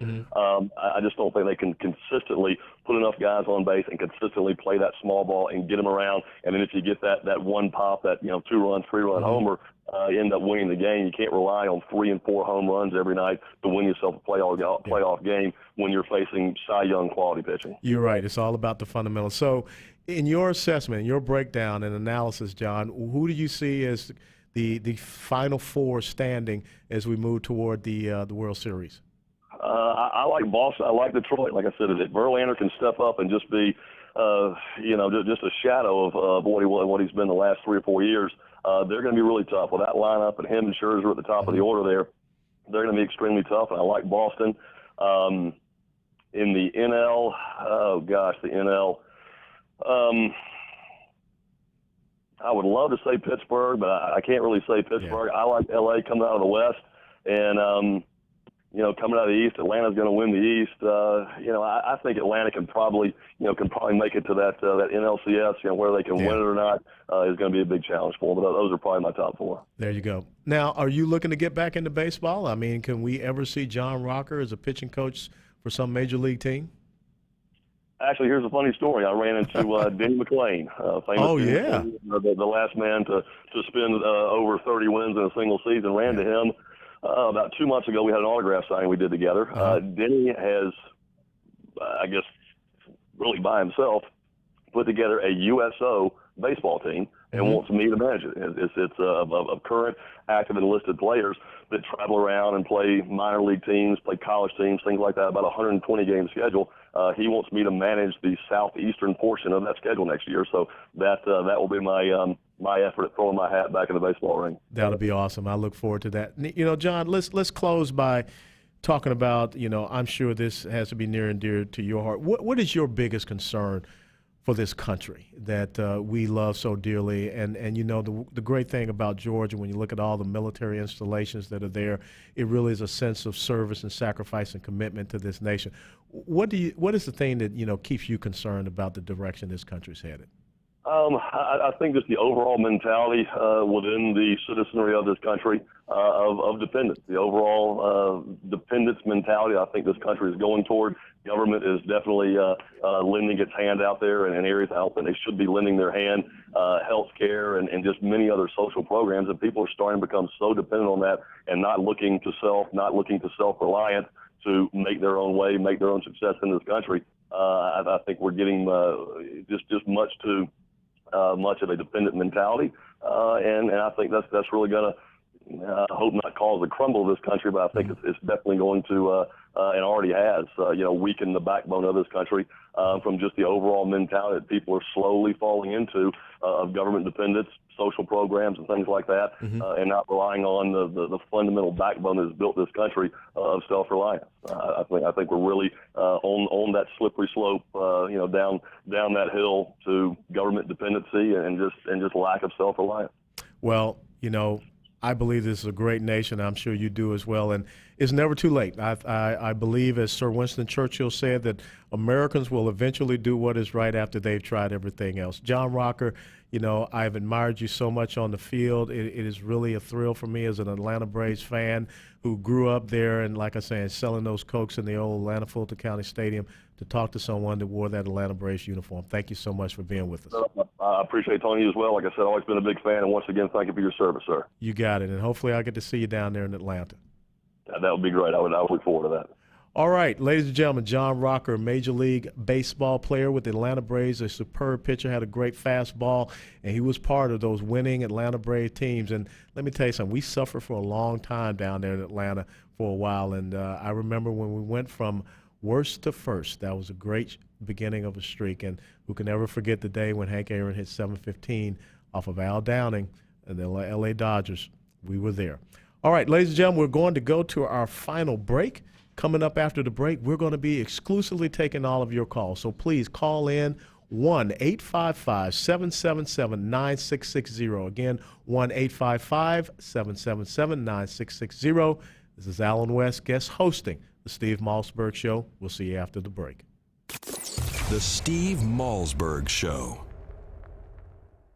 3 a.m. and you're up again for the third time. It's not just affecting your sleep, it's interrupting your daily life. Frequent trips to the bathroom due to an aging prostate is a common concern, but you can now do something about it with Prostate Revive. Doctor-formulated Prostate Revive is an all-natural dietary supplement packed with 15 powerful ingredients, focused on improving prostate health by targeting the two main sources of prostate concerns, rogue testosterone and inflammation. And now, in this limited time radio offer, you can try Prostate Revive absolutely free. That's a free bottle, a 30-day supply of Prostate Revive, risk-free. Plus, if you call right now, you'll also receive our free report, A Doctor's Guide to a Healthy Prostate. Call now for details on getting your free bottle, plus our doctor's report. Call 1-800-659-REVIVE. That's 1-800-659-REVIVE. Don't be a victim of an aging prostate. Start getting the sleep you need and get your life back with Prostate Revive. Claim your risk-free bottle now at 1-800-659-REVIVE. If you or someone you love is struggling with addiction to alcohol or drugs, then you must listen to this message, because there is hope. No matter what addiction you or your loved one is coping with, you are just one phone call away from real help. Recovery Hotline makes the healing process simple and affordable by matching people to fully certified and experienced inpatient facilities that are right for their personal situations. Call 800-668-1286 now. Don't wait another day. Money does not have to be an issue. Most insurance is accepted. Just call 800-668-1286 today. Recovery Hotline's mission is to help you or someone you love begin the healing process and get back a healthy and sober life. And we can even help with family interventions and travel arrangements. One phone call is all it takes to get back the life you or your loved one deserves. The call is free. The help is real. Call 800-668-1286. That's 800-668-1286. 800-668-1286. Again, 800-668-1286. 150 million people suffer from headaches. All you want is for the pounding in your head to stop.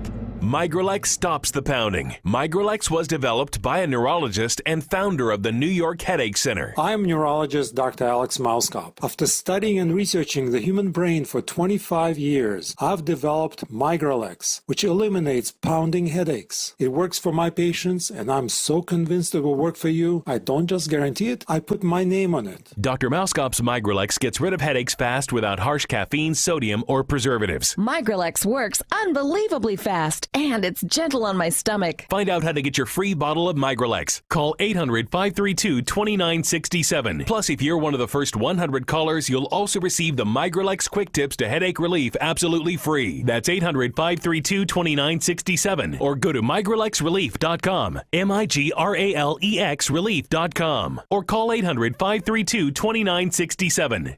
Attention hip implant patients. Are you in constant pain? Have you received a letter from your doctor about your implant? Have you had or need a revision surgery? Do you have high levels of metal, chromium, or cobalt in your blood?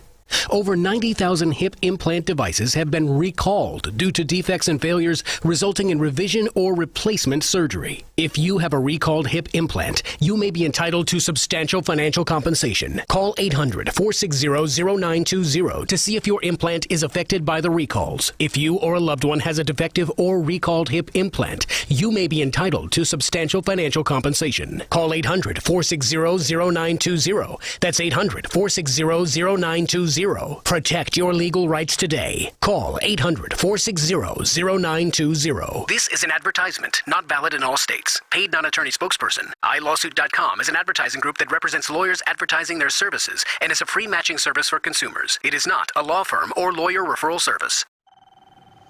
My patients still don't know what Obamacare means for them. And how could they? There are already 13,000 pages of regulations. And the bureaucrats are just getting started. Obamacare will change your health care, and you need to understand how. There are hidden taxes and fines, big cuts in Medicare, even new regulations on what services doctors can offer you. Some businesses could get hit with a 40% additional tax on your health care plan. Please, get the Obamacare Survival Guide today. It's the best book explaining the new law. It's easy to read, everything you need to know to protect yourself, your family, your business. The Obamacare Survival Guide at bookstores everywhere. Special internet-only offer right now at Obamacare911.com.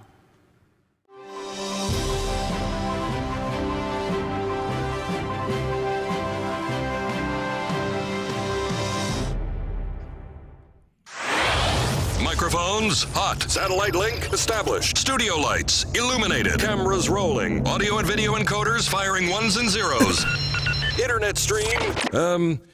Streaming. The most technology advanced radio show is on the air. Here's the captain of this enterprise, Steve Malzberg.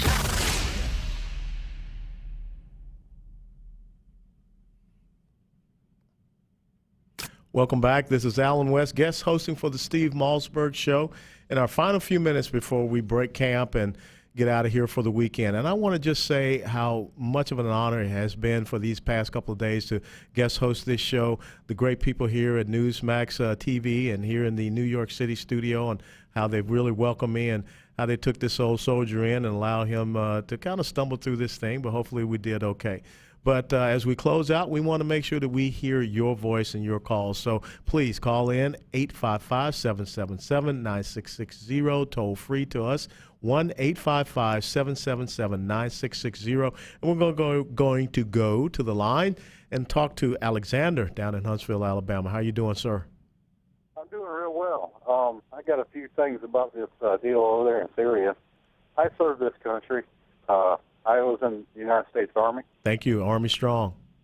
And now I've got an 18-year-old son that a week after graduation enlisted in the Marine Corps and is now a Marine. I don't want to see my son going to Syria to fight to be a bully. That's all they're doing right now. The United States is running around trying to be the police force of the world, and they're the neighborhood bully. Mm-hmm. Fight for this country today. But our armed forces were built to protect our land, not to go over there and pick a fight with everybody else around, and we don't even know who we're fighting. Mm-hmm. They're not in soldiers' garb like we are. They're dressed just as common-day people. We go over there and pick a fight with them. We don't know who we're fighting, and we wind up getting our sons and daughters killed for no reason other than oil. If we need oil, go to Alaska, go up on the North Shore, and start drilling up there. We got more oil up there in the North Shore of Alaska. And the Keystone Pipeline. Right. Then they've got in the Persian Gulf. So why are we all worried about what goes on over there? We can be sufficient in our own country if we do use our own resources. And if it's because of all these people, these tree huggers, and everybody else that wants to complain about us drilling for oil, tell them to turn in their internal combustion engine vehicles and start riding behind a horse and buggy. Or bicycle. Or bicycle, yeah. These people don't understand what we've given up in our lives to go serve this country. I've brought back many a soldiers and put them in the ground.